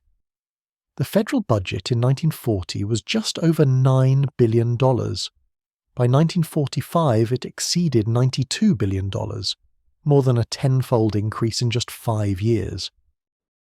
This couldn't be financed entirely through borrowing. It required taxation on an unprecedented scale. Congress raised income tax rates dramatically. The top rate reached 94% on income over $200,000, but far more consequentially, the threshold for paying income tax was lowered drastically. The exemption was reduced from $3,500 for a married couple to $1,500, bringing millions of middle-class and working-class families into the tax system. By 1945, nearly 50 million Americans were paying income tax, more than 10 times the number in 1940. This created the same collection problem that had challenged the First World War effort, but now at far greater scale. How do you collect tax from 50 million people, most of whom had never filed a return before? The answer came from an economist named Beardsley Rumell, chairman of the Federal Reserve Bank of New York. Rumell proposed a system of withholding at source. Employers would calculate the tax owed on each worker's wages and deduct it before paying them. The withheld amount would be sent to the government regularly. Workers would file an annual return reconciling what had been withheld with what they actually owed, receiving a refund if too much had been withheld, or paying the balance if too little. The Current Tax Payment Act of 1943 implemented Rumell's proposal. This was one of the most significant changes in taxation in American history, though it happened with relatively little fanfare amid wartime mobilization. Almost overnight, income tax collection became automatic, invisible, woven into the fabric of everyday work life. Think about what this meant psychologically. Before withholding, if you owed income tax, you had to actively write a check and send it to the government. You felt the payment viscerally. After withholding, tax was removed before you ever saw it. Your paycheck came already reduced. The pain of taxation was dulled, the visibility reduced. This made it politically easier to sustain high tax rates. People didn't feel the extraction as acutely. Withholding also created the phenomenon of the tax refund. If your employer withheld more than you owed, the government sent you money back. This felt like a gift, like found money, though it was actually your own money that you'd been lending to the government interest-free all year. The psychology was powerful. People looked forward to their refunds, didn't think of them as simply recovering their own over-withheld wages. The war also saw massive bond drives. The government sold war bonds to ordinary Americans, encouraging everyone to lend money to the government at modest interest rates. This was partly about revenue. The bonds raised billions of dollars. But it was also about controlling inflation and creating psychological investment in the war effort. If you'd lent money to help win the war, you had a personal stake in victory. These bond drives were sophisticated propaganda campaigns. Movie stars promoted bonds. Posters appeared everywhere. Employers set up payroll deduction plans allowing workers to buy bonds automatically with each paycheck. Children collected pennies and dimes to buy stamps that would eventually add up to a bond. The campaign succeeded spectacularly. Americans bought over $180 billion in war bonds. Corporate taxation also expanded during the war. The corporate income tax rate reached 50%, and the excess profits tax returned, eventually reaching 95% on profits above pre-war levels. This was designed to prevent profiteering and to capture for the public the extraordinary profits that war production generated. Defense contractors could still make money, but the government claimed most of the windfall. Tax compliance during the war was remarkably high. Yes, there was evasion and avoidance, but most Americans paid what they owed. This reflected partly the effectiveness of withholding. The money was taken before you could spend it. But it also reflected wartime solidarity, the sense that everyone should contribute to the fight against fascism. Paying your taxes was patriotic, was doing your part when others were fighting and dying overseas. The infrastructure built during the war, the withholding system, the mass income tax, the expanded Internal Revenue Bureau didn't disappear when peace came. The bureaucracy remained, the systems remained. And while some tax rates were reduced after the war, they stayed far higher than pre-war levels. The top income tax rate, which had been 24% in 1929, remained over 90% through the 1950s. The transformation was complete. America had become a mass income tax state. Before the Second World War, most Americans never paid income tax, never filed a return, never interacted with the IRS. After the war, almost all working Americans paid income tax. It became a normal, expected, almost invisible part of working life. You got a job, taxes were withheld, you filed an annual return. This was just how things worked. The same pattern played out across the developed world. Britain, which had pioneered pay during the First World War, expanded it during the Second. Canada, Australia, and New Zealand developed similar systems. In every industrialized democracy, the war created mass income taxation with withholding at source. The wartime emergency made acceptable what would have been politically impossible in peacetime. It's worth pausing to reflect on how radical this change was. In 1940, income tax was something that happened to rich people, a minor feature of life for most Americans. 5 years later, it was universal, automatic, a central fact of economic life.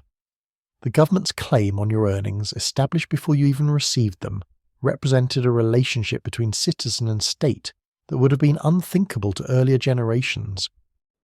This expansion of taxation enabled the expansion of government that followed. The New Deal program, Social Security, and then after the war the GI Bill, highway construction, space exploration, the military-industrial complex, the war on poverty, Medicare and Medicaid, all of it funded by taxation, on a scale that became possible only because of the changes made during the world wars. The wars also established Keynesian economics as the governing framework for tax policy. The British economist John Maynard Keynes had argued during the Great Depression that governments should use taxation and spending counter-cyclically, taxing more and spending less during booms to prevent overheating, taxing less and spending more during recessions to stimulate demand. The war seemed to validate this approach. Massive government spending had ended the Depression where private sector recovery had failed. After the war, policymakers across the Western world embraced Keynesian ideas. Taxation became a tool for economic management, not just revenue collection. Tax cuts could stimulate the economy. Tax increases could cool it down. Governments should actively manipulate taxation and spending to maintain full employment and steady growth. This framework would dominate for 3 decades before being challenged in the 1970s.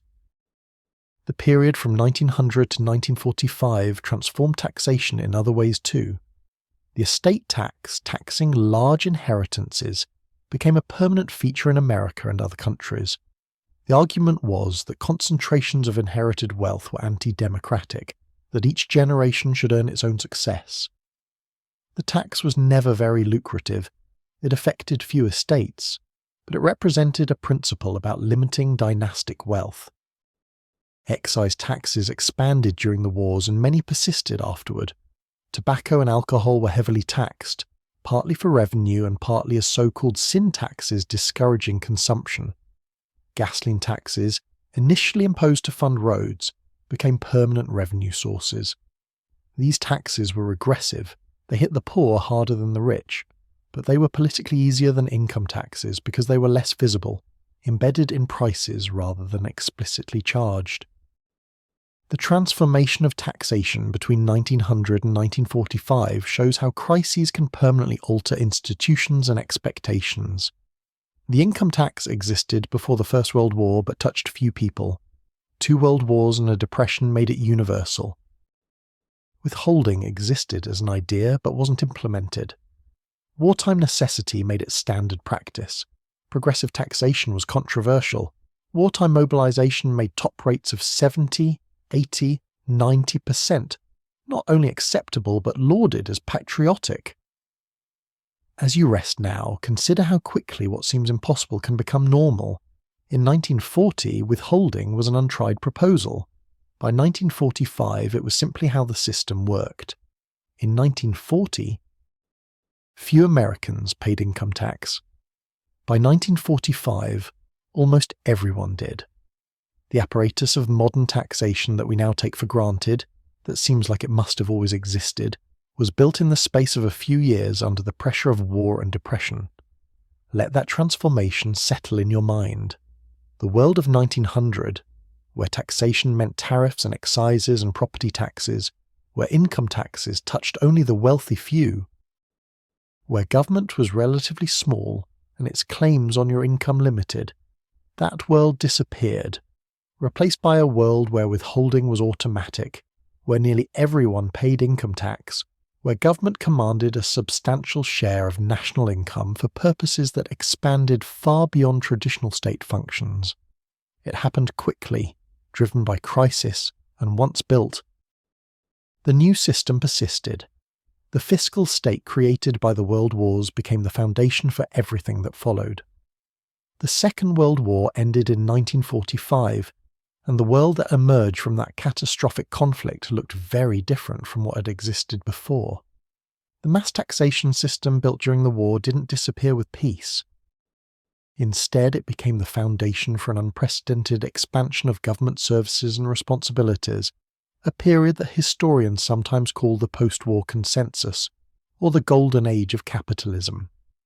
Tax rates that would have seemed unthinkable before the war became normal, accepted, even celebrated. In the United States, the top marginal income tax rate remained above 90% through the 1950s. In Britain, top rates reached similar heights. These weren't obscure provisions affecting only a handful of people. Wealthy executives, professionals, business owners all faced these rates on their highest earnings. Yet remarkably, this was also a period of extraordinary prosperity. The American economy grew steadily through the 1950s and into the 60s. Living standards rose. The middle class expanded. New suburbs sprouted across the landscape. Colleges and universities enrolled more students than ever before. The combination of high tax rates and robust economic growth seemed to prove that taxation didn't necessarily strangle prosperity. The government could claim a substantial share of national income while the economy still flourished. The revenue from these high taxes funded what came to be called the welfare state, a broad expansion of government services and social insurance programs. In America, the GI Bill provided education and housing benefits to returning veterans, helping create an educated middle class and fueling suburban expansion. Social security benefits expanded to cover more people and provide larger payments. Medicare and Medicaid, created in 1965, provided health insurance for the elderly and poor. In Europe, the welfare state went even further. Britain created the National Health Service in 1948, providing free healthcare to all citizens funded by taxation. Other European nations built similar systems. Public housing, family allowances, unemployment insurance, disability benefits. Governments took responsibility for protecting citizens from economic risks that had once been borne individually or not addressed at all. All of this required revenue, enormous amounts of revenue. The tax systems built during wartime were repurposed for peacetime social programs. The apparatus created to fight fascism now funded schools and hospitals, pensions and parks, universities and housing projects. Taxation made the welfare state possible, and the welfare state, in turn, made high taxation politically sustainable because people could see what their taxes bought. The interstate highway system in America provides a perfect example of how taxation funded infrastructure that transformed daily life. The Federal Aid Highway Act of 1956 authorized the construction of over 40,000 miles of limited-access highways connecting every major city in America. This was the largest public works project in human history, dwarfing even the pyramids or the Great Wall of China in scale and ambition. It was funded by gasoline taxes. The Highway Trust Fund, created by the same legislation, collected federal fuel taxes and dedicated them specifically to highway construction. The tax was 18 cents per gallon by the late 1950s, and because Americans drove more and more each year, revenue grew steadily. The gasoline tax was regressive. It hit the poor harder than the rich proportionally, but it was also relatively invisible, embedded in the price at the pump rather than explicitly charged. People paid it without much complaint. The highways transformed America. They enabled suburban sprawl, as people could live farther from work and commute by car. They changed commerce, as trucks replaced trains for much freight transport. They reshaped cities, as urban freeways cut through neighborhoods. The highways were built with tax revenue, and they show how taxation can fund projects that reshape the physical and social landscape for generations. But the post-war period also revealed new complications in taxation, particularly around international issues. As trade and investment became increasingly global, the question arose, how do you tax income that crosses borders? If an American company operates a factory in Germany, which country taxes the profits? If a British citizen earns investment income from French stocks, who collects the tax? The problem of double taxation emerged. A company might pay corporate tax in the country where it operates, and then pay tax again when it repatriates profits to its home country. An individual might pay income tax in the country where they work and then pay again in their country of citizenship. This double taxation discouraged international commerce and investment. The solution was tax treaties, bilateral agreements between nations specifying which country could tax which income, and providing credits or exemptions to prevent double taxation. The United States began negotiating such treaties in the 1920s, but the system expanded dramatically after the Second World War. By the 1970s, hundreds of tax treaties crisscrossed the globe, creating a complex web of international tax law. These treaties were necessary for global commerce, but they also created opportunities for tax avoidance. Sophisticated taxpayers could structure their affairs to minimize taxes, routing income through countries with favorable treaty provisions. The beginning of what would become a massive international tax avoidance industry can be traced to this period, as accountants and lawyers learned to navigate the treaty networks. Tax havens also proliferated during this period. Small countries and territories, Switzerland, Luxembourg, the Cayman Islands, Bermuda, and many others, realized they could attract foreign capital by offering low or zero taxes and strict banking secrecy. Wealthy individuals and corporations could place money in these jurisdictions, earning income that their home countries couldn't easily tax or even discover. Switzerland had offered banking secrecy for decades, but the post-war boom in international finance made Swiss banks central to global tax avoidance. Luxembourg developed laws making it an attractive location for holding companies and investment funds. The Cayman Islands, a British territory with a population of only a few thousand, became home to thousands of shell companies and investment vehicles, all structured to minimize taxes. Governments were aware of these havens and concerned about the revenue they lost, but international law made it difficult to address. Each country sets its own tax policy, and small nations had every right to choose low taxes if they wished. Efforts to combat tax havens through international cooperation made little progress during this period. The problem would grow worse in subsequent decades. In Europe, a major innovation emerged during this period: the value-added tax, or VAT. This is a consumption tax, similar to a sales tax but structured differently. Under a VAT, tax is collected at each stage of production and distribution, with businesses receiving credit for tax paid on their inputs. The result is that tax ultimately falls on final consumption, but it's collected incrementally throughout the production chain. France pioneered the VAT in the 1950s, and it spread across Europe through the 1960s and 70s. The European Economic Community, predecessor to the European Union, adopted the VAT as a common feature of member states' tax systems, though rates varied by country. By the 1980s, virtually every European nation had a VAT. The VAT had advantages over traditional sales taxes. It was harder to evade because it was collected at multiple points. It didn't discourage business investment in the same way income taxes might. And it could raise enormous revenue. European VAT rates eventually reached 15, 20, even 25% in some countries. Combined with income taxes, European governments could claim well over 40% of GDP in tax revenue, funding extensive welfare states. America never adopted a VAT, relying instead on state and local sales taxes and federal income taxes. This difference in tax structure, Europe with VAT and income tax, America with sales tax and income tax, contributed to different levels of government spending and different models of the welfare state.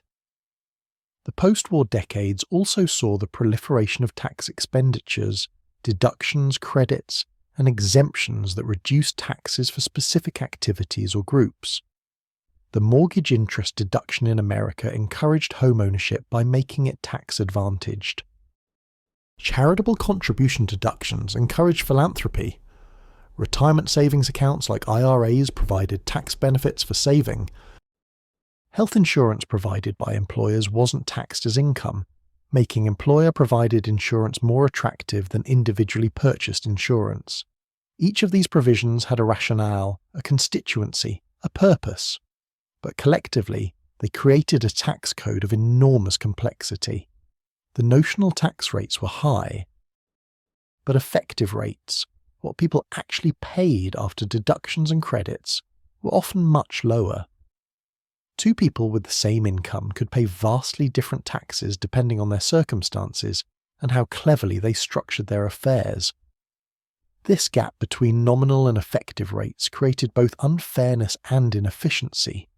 High-income individuals could hire accountants and lawyers to minimize their taxes, while middle-income wage earners paid what was withheld. The tax code influenced behavior in ways that might or might not be economically beneficial. People bought houses partly for the tax deduction, not just because home ownership made economic sense. Tax reform became a recurring theme. Presidents and legislators proposed simplifying the code, closing loopholes, broadening the base, and lowering rates. The idea was to collect the same revenue with lower rates on more income, eliminating the distortions that exemptions and deductions created. But reform was politically difficult because every deduction had defenders who would fight to preserve it. President John F. Kennedy proposed major tax cuts in the early 1960s, arguing that lower rates would stimulate economic growth and actually increase revenue. This was an early articulation of supply-side economic ideas, though the term didn't exist yet.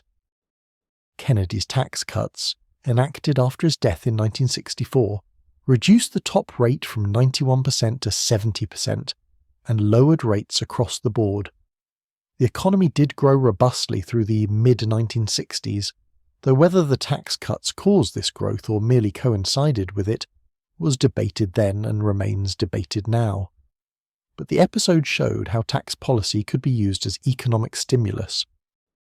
Not just revenue collection, a Keynesian idea that had become mainstream. The late 1960s and particularly the 1970s brought new challenges. Inflation began to rise, driven partly by Vietnam War spending, partly by oil price shocks, partly by structural economic changes. Inflation created problems for tax systems designed in more stable times. Bracket creep became a serious issue. The income tax had progressive brackets. You paid higher rates as your income rose, but the thresholds were fixed in nominal dollars. As inflation raised everyone's nominal income, people moved into higher brackets, even if their real purchasing power hadn't increased. This was a hidden tax increase. And it hit hardest at middle-income families whose wages rose with inflation, but whose real standard of living stagnated. The 1970s saw stagflation, simultaneous high inflation and high unemployment, something that wasn't supposed to be possible according to prevailing economic theory. Keynesian prescriptions didn't seem to work. Tax cuts didn't stimulate growth as expected. Tax increases didn't curb inflation. The post-war consensus that government could fine-tune the economy through fiscal and monetary policy began to fray. At the state and local level, property tax revolts erupted. California's Proposition 13 in 1978 was the most dramatic. This ballot initiative capped property tax rates and limited assessment increases, slashing local government revenue. It passed overwhelmingly despite warnings that it would cripple schools and services. The vote reflected deep frustration with rising taxes and a sense that government was too big, too expensive, too intrusive. Proposition 13 was part of a broader backlash against taxation and government that was building through the 1970s. Margaret Thatcher became Prime Minister of Britain in 1979, promising to reduce taxes and roll back the welfare state. Ronald Reagan was elected president in 1980 on a similar platform. The post-war consensus that high taxes funding extensive government services were normal and beneficial was breaking down. The economist Milton Friedman became influential during this period, arguing that free markets worked better than government intervention, that high taxes discouraged work and investment, that government should be smaller and taxes lower.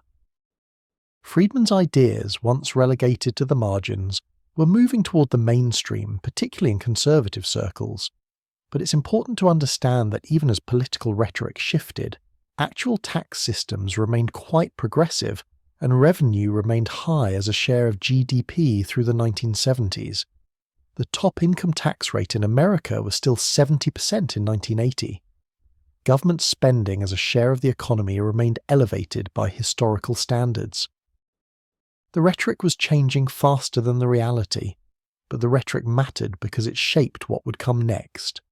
The period from 1945 to 1980 shows taxation at what was perhaps its peak legitimacy and effectiveness in funding extensive government services.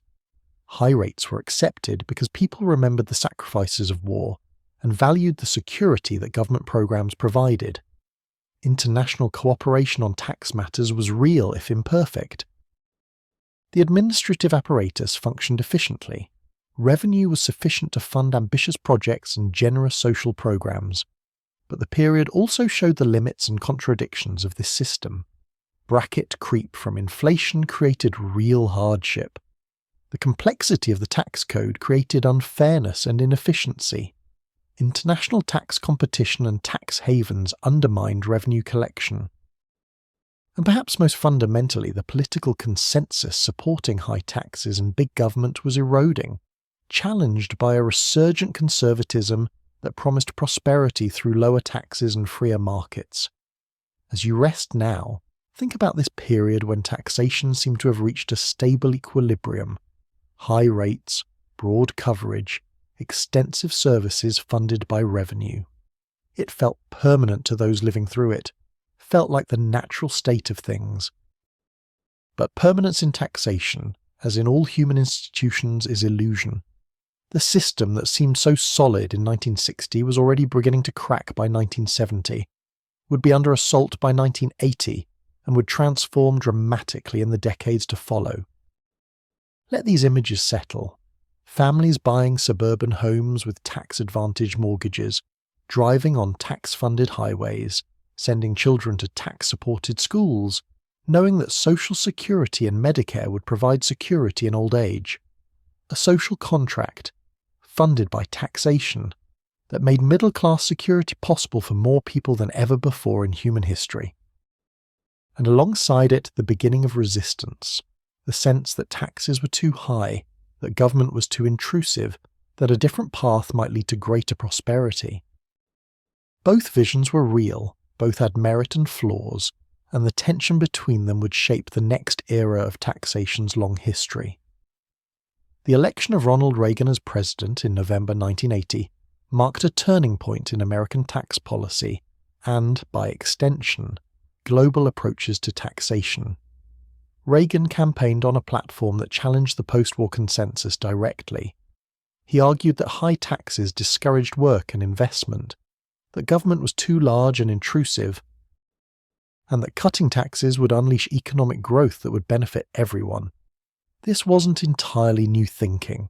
We've seen that Kennedy had cut taxes in the 1960s, and conservative economists had been making similar arguments for years. But Reagan brought these ideas to the center of American politics, with a conviction and communication skill that made them politically dominant. The question wasn't whether to cut taxes, but how much and how fast. The Economic Recovery Tax Act of 1981 was Reagan's first major legislative victory. It cut income tax rates substantially across all brackets. The top rate fell from 70% to 50%. Lower brackets saw proportional reductions. The law also indexed tax brackets to inflation, ending the bracket creep problem that had plagued the 1970s. When inflation raised nominal incomes, the tax brackets would rise too.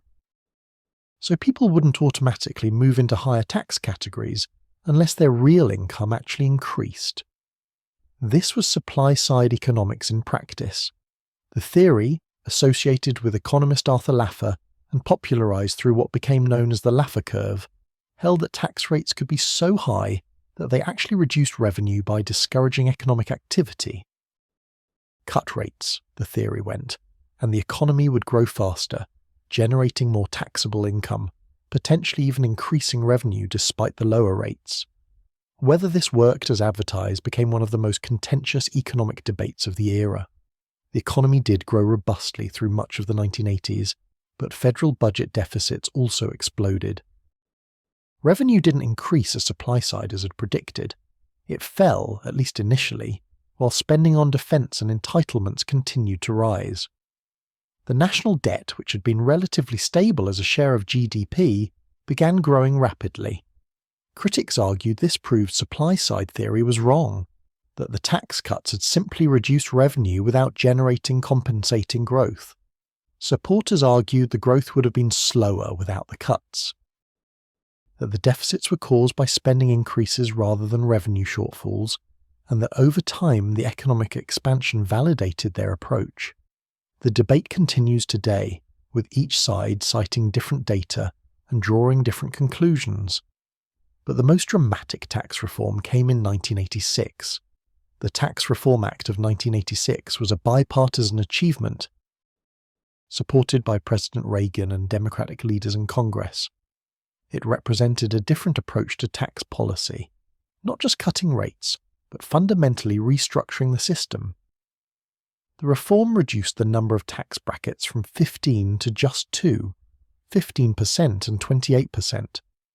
The top rate of 28% was the lowest it had been since the 1920s, but in exchange for these rate reductions, the law eliminated or reduced many deductions and loopholes.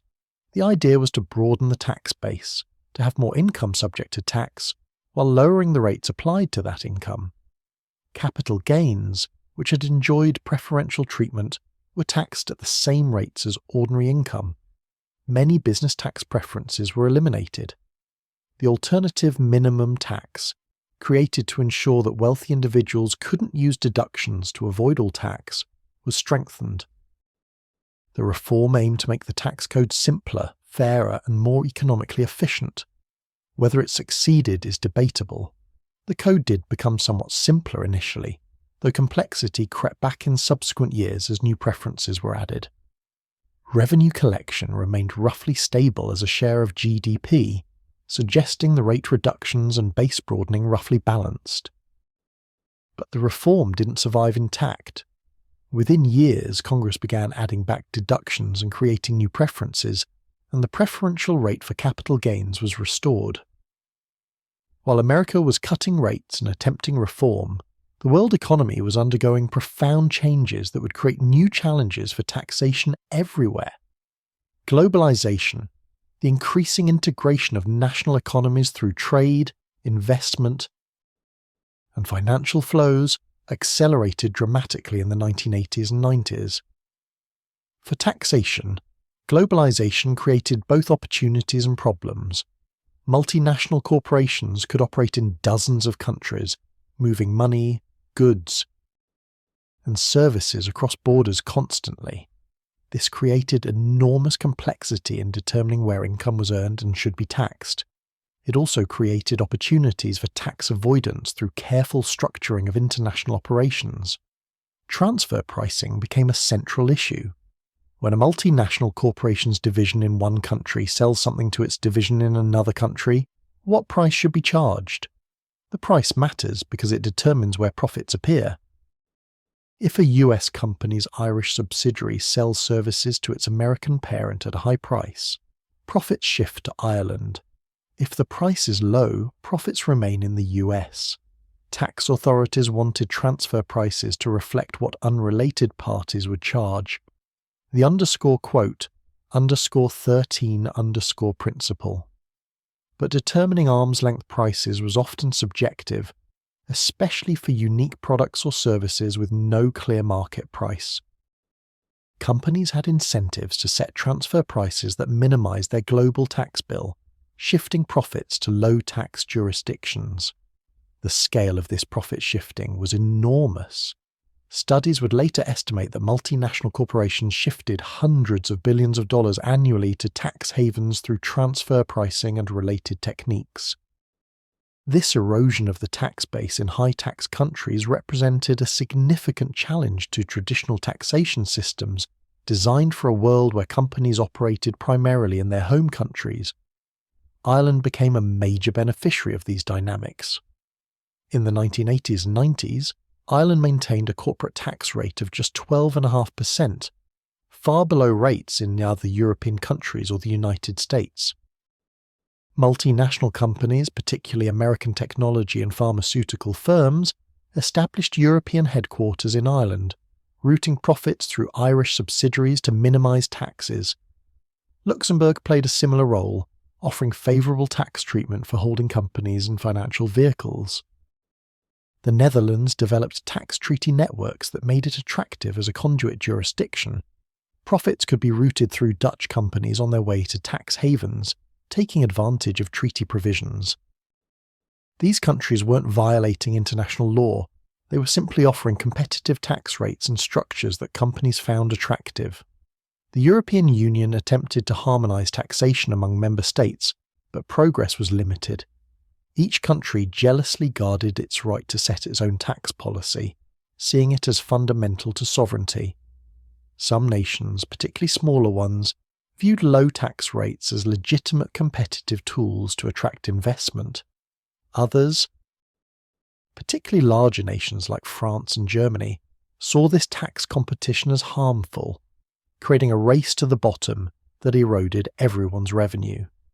In the United States, the rise of the internet and e-commerce created new tax challenges.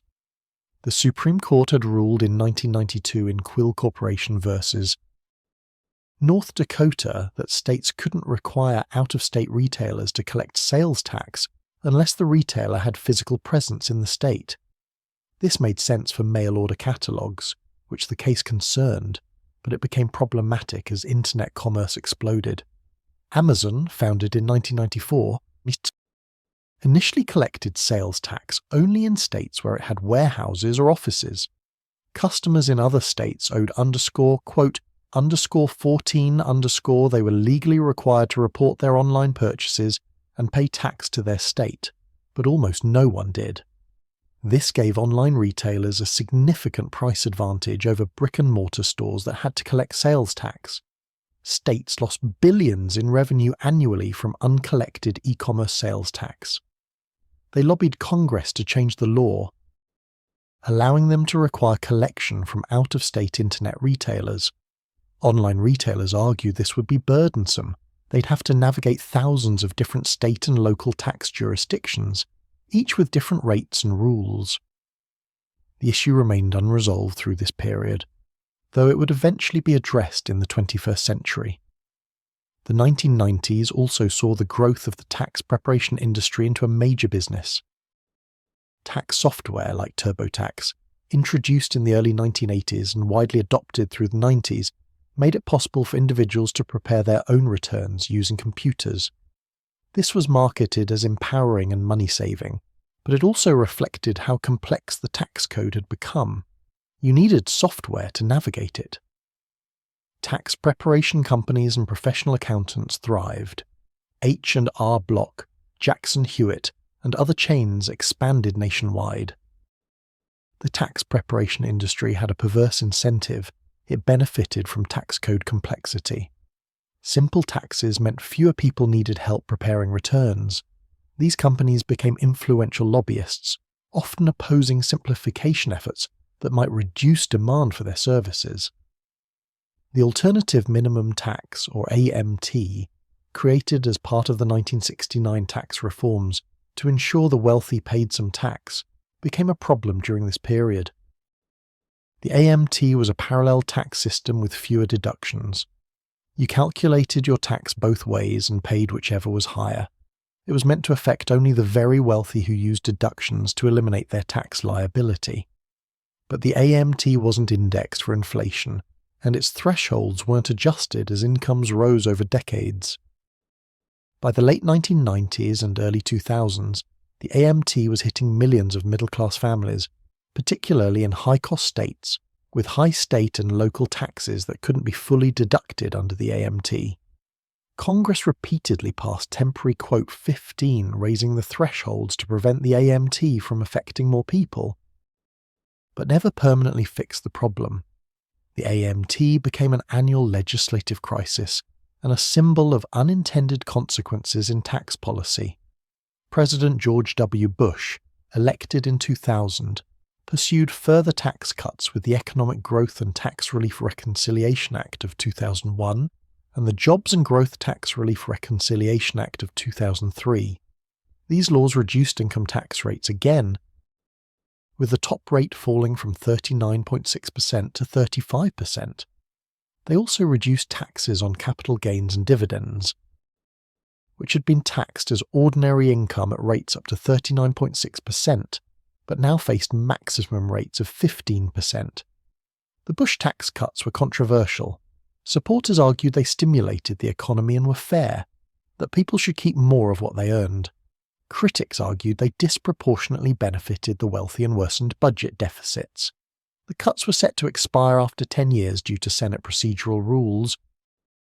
creating what became known as the quote 16 that would dominate political debate in the next decade. The tax treatment of capital gains and dividends became increasingly important as more Americans owned stocks, either directly or through retirement accounts. The spread of 401k plans, employer-sponsored retirement accounts, where workers could invest in stocks and bonds with tax advantages, meant that middle-class families had significant investment income for the first time. The taxation of this investment income directly affected their retirement security. The carried interest loophole became controversial during this period. Private equity and hedge fund managers received much of their compensation as a share of investment profits, the _17 _. This was taxed as capital gains at 15%, rather than as ordinary income at 35% or higher. Critics argued this was unjustified. The managers were providing services and should pay ordinary income tax rates. Defenders argued the carried interest represented genuine investment risk and deserved capital gains treatment. The issue remained unresolved. Meanwhile, state and local governments faced their own tax challenges. Property tax revolts that had begun with California's Proposition 13 in 1978 spread to other states. Many states and localities were required by law or constitution to balance their budgets, unlike the federal government which could run deficits. This meant that revenue shortfalls during recessions forced service cuts or tax increases, often at the worst possible time economically. States competed with each other to attract businesses through tax incentives. A company considering where to locate a new factory could play states against each other, extracting promises of tax breaks, grants, and other benefits. This tax competition among states was similar to international tax competition, and it raised similar concerns. Were these incentives worthwhile economic development tools, or wasteful giveaways that benefited companies without generating proportional benefits for communities? Sales taxes became increasingly important revenue sources for states, particularly as income tax resistance grew. But sales taxes were regressive. They took a larger share of income from the poor than the rich, because the poor spent more of their income on consumption. States tried to mitigate this by exempting necessities like food and medicine, but sales taxes remained fundamentally regressive compared to income taxes. The period from 1980 to 2008 saw the tax policy pendulum swing decisively away from the high rates and extensive government services of the post-war era. Top federal income tax rates fell from 70% to 35%. Capital gains rates fell from ordinary income levels to 15%. The rhetoric of tax cutting became politically dominant, with Democrats often competing with Republicans to propose tax cuts rather than defending existing rates. Yet government spending didn't fall proportionally. Social Security, Medicare, defense spending, the major drivers of federal spending, continued to grow. The result was persistent budget deficits and a growing national debt. The fiscal challenge of wanting extensive government services while resisting the taxation necessary to fund them became increasingly acute. The 2008 financial crisis, triggered by the collapse of the housing bubble and the subsequent failure of major financial institutions, would bring these tensions to a head. But we'll explore that shortly. For now, rest with the patterns of this period. The faith that tax cuts would pay for themselves through growth. The globalization that made taxation increasingly difficult as money and corporations moved easily across borders, while tax authorities remained bound by national jurisdictions. The rise of sophisticated tax avoidance that eroded revenue without technically violating laws. The political dominance of anti-tax rhetoric even as citizens continued to demand government services. Think about the accountants and lawyers constructing elaborate structures to shift profits to tax havens. Think about the legislators debating tax cuts while facing budget deficits. Think about the ordinary families preparing their taxes with software because the code had grown too complex to navigate unaided. Think about the erosion of the social contract that had funded post-war prosperity, replaced by a model that promised individual prosperity through lower taxes but struggled to fund collective needs. The transformation was profound, the consequences still unfolding. The system built during wartime to fund extensive government had been deliberately dismantled, not completely but substantially, based on theories that markets worked better than government and that lower taxes would unleash prosperity. Whether those theories proved correct would be tested in the crisis ahead and in the decades that followed. But the shift itself was undeniable. Taxation had changed as fundamentally between 1980 and 2008 as it had during the World Wars, just in the opposite direction. The financial crisis that erupted in September 2008, when the investment bank Lehman Brothers collapsed and credit markets froze, created economic devastation not seen since the Great Depression. Banks failed or required government bailouts. The stock market plummeted. Unemployment soared. Housing values collapsed. Retirement savings evaporated. The crisis exposed weaknesses in the financial system and in the economic theories that had guided policy for decades. For taxation, the crisis created immediate challenges and prompted longer-term reconsideration of assumptions that had dominated since 1980. Government revenues fell sharply as incomes dropped and unemployment rose. The automatic stabilizers built into tax systems, progressive income taxes that collect less when incomes fall, unemployment insurance that pays more when joblessness rises, worked as designed, providing some cushion. But they also meant that budget deficits exploded just as governments needed to spend more to address the crisis. The response varied by country. The United States, under President Barack Obama, passed a stimulus package in early 2009, the American Recovery and Reinvestment Act, that combined spending increases with tax cuts totaling over $700 billion. The tax cuts were designed to be immediate and visible, putting money in people's pockets quickly to boost spending. But the tension between wanting to stimulate the economy through deficit spending and concerns about growing national debt created intense political conflict. In Europe, particularly in the Eurozone countries sharing a common currency, the crisis triggered sovereign debt problems. Greece, Ireland, Portugal, Spain. These nations faced sudden skepticism from bond markets about their ability to repay debts. Interest rates on their government bonds spiked. They were forced into austerity programs, cutting spending and raising taxes even as their economies contracted. The austerity debate became one of the defining economic arguments of the post-crisis years. Advocates argued that government debt had grown too large, that fiscal discipline was necessary to restore confidence, that countries needed to live within their means even if it meant short-term pain.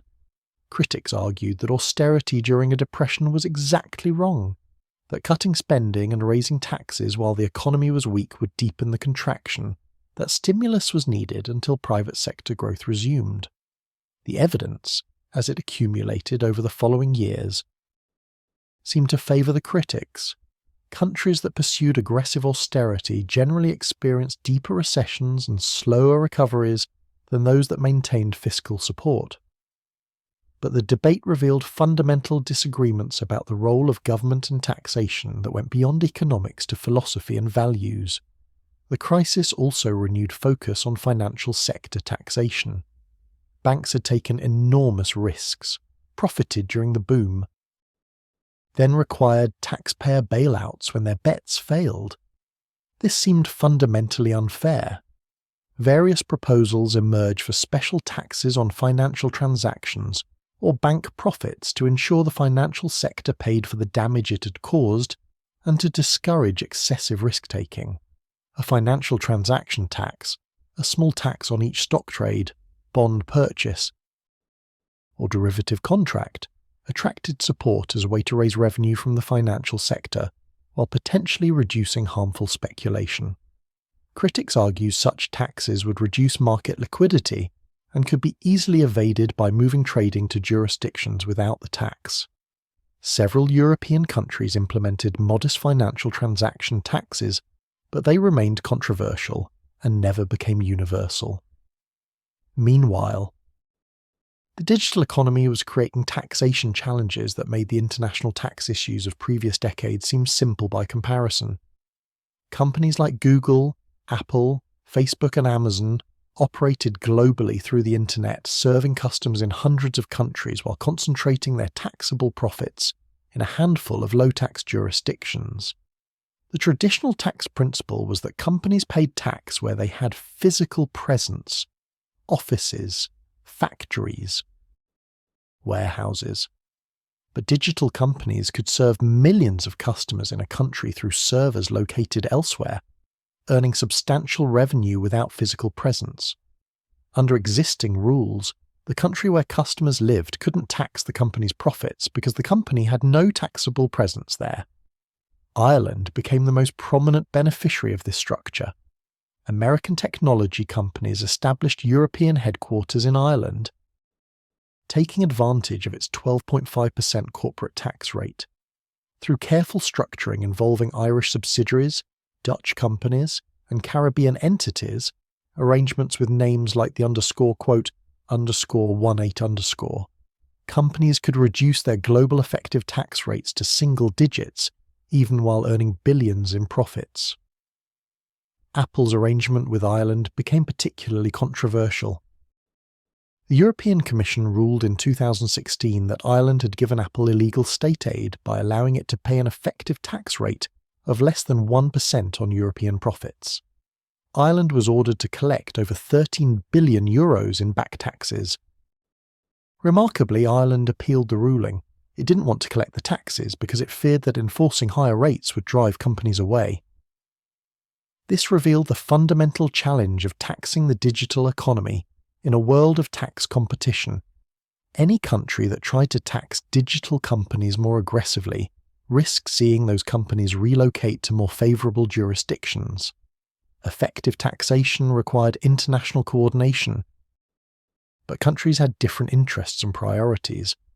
The Organisation for Economic Cooperation and Development, or OECD, launched the Base Erosion and Profit Shifting Project, known as BEPS, in 2013 to address international tax avoidance. The project brought together over 100 countries to develop common approaches to taxing multinational corporations. After years of negotiation, in 2021, over 130 countries agreed to a two-pillar solution. Pillar 1 would reallocate some taxing rights from where companies have physical presence to where their customers are located. This was revolutionary. It abandoned the century-old principle of physical presence in favour of recognising that digital companies create value wherever they have users. Pillar 2 established a global minimum corporate tax rate of 15%, designed to stop the race to the bottom in corporate tax rates. Whether this framework will be effectively implemented remains uncertain as we speak now. Countries must pass domestic legislation to adopt the rules. There are complex technical details to resolve. Some countries, particularly developing nations that weren't central to negotiations, have concerns about whether the framework serves their interests. But the fact that such an agreement was reached at all represents a significant shift in international tax cooperation. The European Union, frustrated by slow global progress, proposed its own digital services tax in 2018, a 3% tax on digital advertising revenue and similar income in Europe. This was explicitly a tax on large digital companies, mostly American. The United States objected vehemently, viewing it as discriminatory targeting of American companies. The dispute created trade tensions, though it was eventually suspended pending the global OECD solution. The platform economy, companies like Uber, Lyft, DoorDash, Airbnb, created new taxation challenges around worker classification. Were people who drove for Uber employees or independent contractors? The distinction mattered enormously for taxation. Employees had taxes withheld by their employer and received benefits. Independent contractors received their full payment and were responsible for paying their own taxes, including self-employment tax covering both the employee and employer portions of Social Security and Medicare taxes. The platform companies insisted their workers were independent contractors, which saved the companies from paying payroll taxes and providing benefits. Workers often preferred this classification too because of the flexibility, even though it meant they bore more tax burden and had no benefits. But some argued the companies exercised too much control for workers to be truly independent. California passed Proposition 22 in 2020, allowing platform companies to continue classifying workers as contractors while requiring them to provide some limited benefits. The issue remained contentious and unresolved across most jurisdictions, reflecting broader questions about how taxation should adapt to new forms of work that don't fit traditional categories. Cryptocurrency presented perhaps the most perplexing challenge for taxation authorities. Bitcoin, created in 2009, and the thousands of other cryptocurrencies that followed, operated outside traditional financial systems. Transactions occurred peer-to-peer without banks or governments as intermediaries. The blockchain technology underlying cryptocurrencies was designed to be decentralized and difficult for authorities to control. How should cryptocurrency be taxed? The United States Internal Revenue Service ruled in 2014 that cryptocurrency was property, not currency, for tax purposes. This meant that every time you used Bitcoin to buy something, you were technically selling property and potentially triggering a capital gain or loss that needed to be reported. Buying coffee with Bitcoin required tracking the purchase price of the Bitcoin used and calculating gain or loss. This was administratively absurd for small transactions, but that was the law. Most people didn't comply, either out of ignorance or because the reporting burden was so onerous. Cryptocurrency exchanges were required to report transactions to the IRS, similar to how stock brokerages reported stock sales, but enforcement remained limited. The rise of decentralized finance, DeFi, and non-fungible tokens, NFTs, created additional complications. Smart contracts automatically executed on blockchains, transferring value without any intermediary who could report the transaction to tax authorities. NFTs representing digital art or collectibles sold for millions of dollars in transactions that might or might not be reported for tax purposes. The tax system was built around intermediaries, banks, brokerages, employers, who reported transactions. Cryptocurrency threatened to eliminate those intermediaries, potentially making taxation voluntary and easily evaded. Some saw this as cryptocurrency's greatest virtue. It would force governments to reduce spending because they couldn't tax effectively. Others saw it as a crisis for state capacity, potentially undermining the ability to fund essential services. Most likely, governments would find ways to adapt, requiring exchanges to report, developing blockchain analysis tools to track transactions, imposing registration requirements. But cryptocurrency represented a genuine challenge to traditional taxation methods. The post-crisis years also saw a renewed discussion of wealth taxes. Wealth inequality had increased dramatically since 1980. In the United States, the wealthiest 1% owned over 40% of all wealth by 2020. The richest individuals, Jeff Bezos, Elon Musk, Mark Zuckerberg, had fortunes measured in hundreds of billions of dollars, more than many countries' GDP. Yet much of this wealth went largely untaxed. If you bought Amazon stock years ago for $1 and it's now worth $1,000, you haven't paid any tax on that $999 gain unless you sell the stock. Your wealth increased enormously, but you owe no tax. This seemed unfair to many, particularly when the wealthy could borrow against their appreciated assets to fund lavish lifestyles without ever selling and triggering taxation. Proposals for wealth taxes gained prominence. In the United States, Senators Elizabeth Warren and Bernie Sanders proposed annual taxes on net worth above certain thresholds. Warren's version would tax wealth over $50 million at 2% annually, increasing to 3% over $1 billion. Sanders proposed higher rates on higher amounts, reaching 8% on wealth over $10 billion. The economist Thomas Piketty, in his influential book Capital in the 21st Century, published in 2013, argued that wealth inequality was a fundamental feature of capitalism that would worsen unless addressed through progressive taxation, including wealth taxes. His work sparked global debate about inequality and taxation's role in addressing it. Wealth taxes face significant challenges. Valuing assets like privately held businesses or art collections was difficult. The very wealthy could hire clever accountants and lawyers to minimize valuations or restructure assets to avoid taxation. Capital flight was a risk. The wealthy might move themselves or their assets to jurisdictions without wealth taxes. Several European countries that had implemented wealth taxes later repealed them after experiencing these problems. Carbon pricing, using taxation to address climate change, gained traction as the urgency of climate action became clearer. The idea was straightforward: tax carbon emissions to reflect their environmental cost, creating incentives to reduce emissions. Revenue could fund green technology development or be rebated to citizens to offset higher energy costs. Some countries implemented carbon taxes.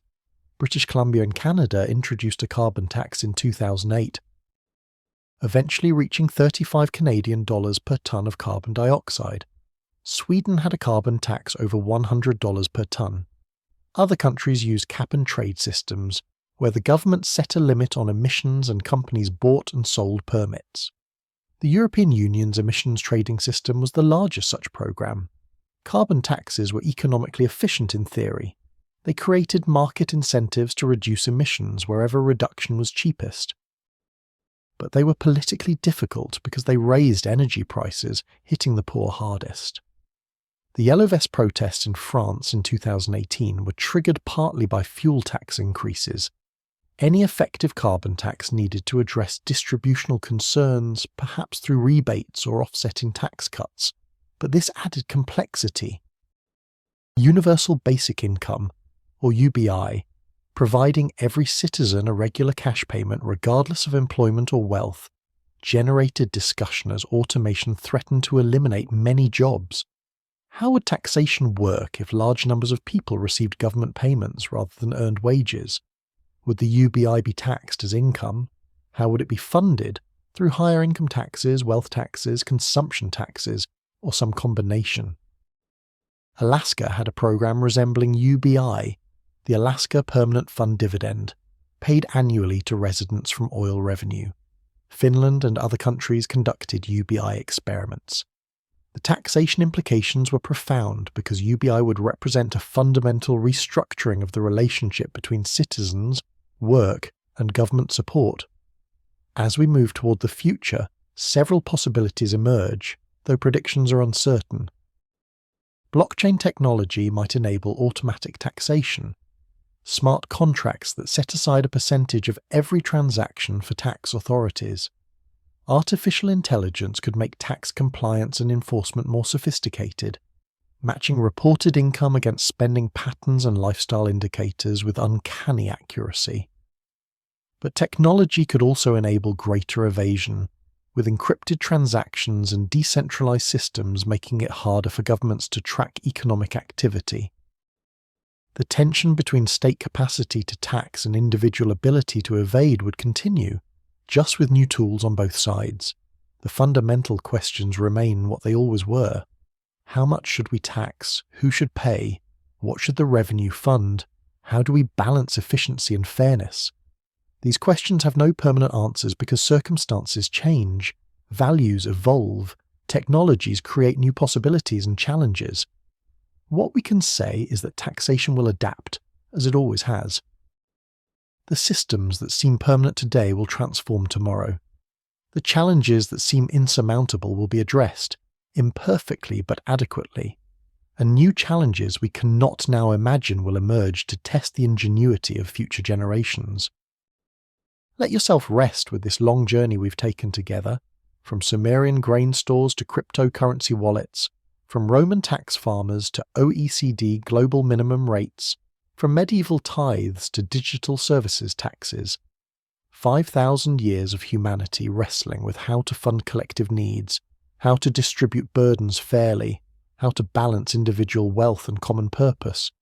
The questions persist, the answers evolve, and the negotiation continues.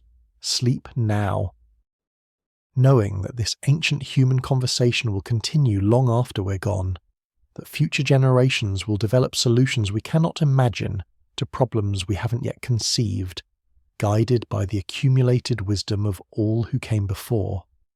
And so we've travelled together across 5,000 years, from ancient scribes pressing marks into clay to algorithms tracking digital transactions. We've walked through empires and revolutions, through innovations and resistances, watching humanity struggle with the same essential question in 10,000 different ways. How do we share the burden of living together? There's something comforting in that continuity, isn't there? The Sumerian farmer wondering if his grain tribute was fair, the Roman senator debating tax policy, the French revolutionary demanding equality, the modern citizen puzzling over a tax form, all of them part of the same endless conversation, all of them negotiating between what we keep and what we give, between individual wealth and collective needs. You're part of that story too, whether you think about it or not. Every time you pay taxes, every time you benefit from roads or schools or safety, you're participating in this ancient human project of building something together that none of us could build alone. The questions will never be perfectly answered. The systems will never be perfectly fair. But the attempt continues, generation after generation, each doing their best with the tools and wisdom available to them. Let that thought settle now.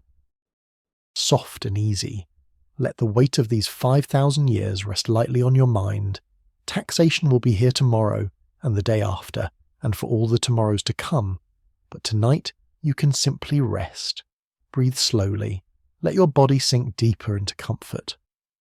If you're still listening, that's fine. If you've drifted away already, that's fine too. There's nothing you need to remember, nothing you need to do. Just the gentle rhythm of breath, the quiet darkness, the permission to let go completely. Sleep well, wherever you are in the world.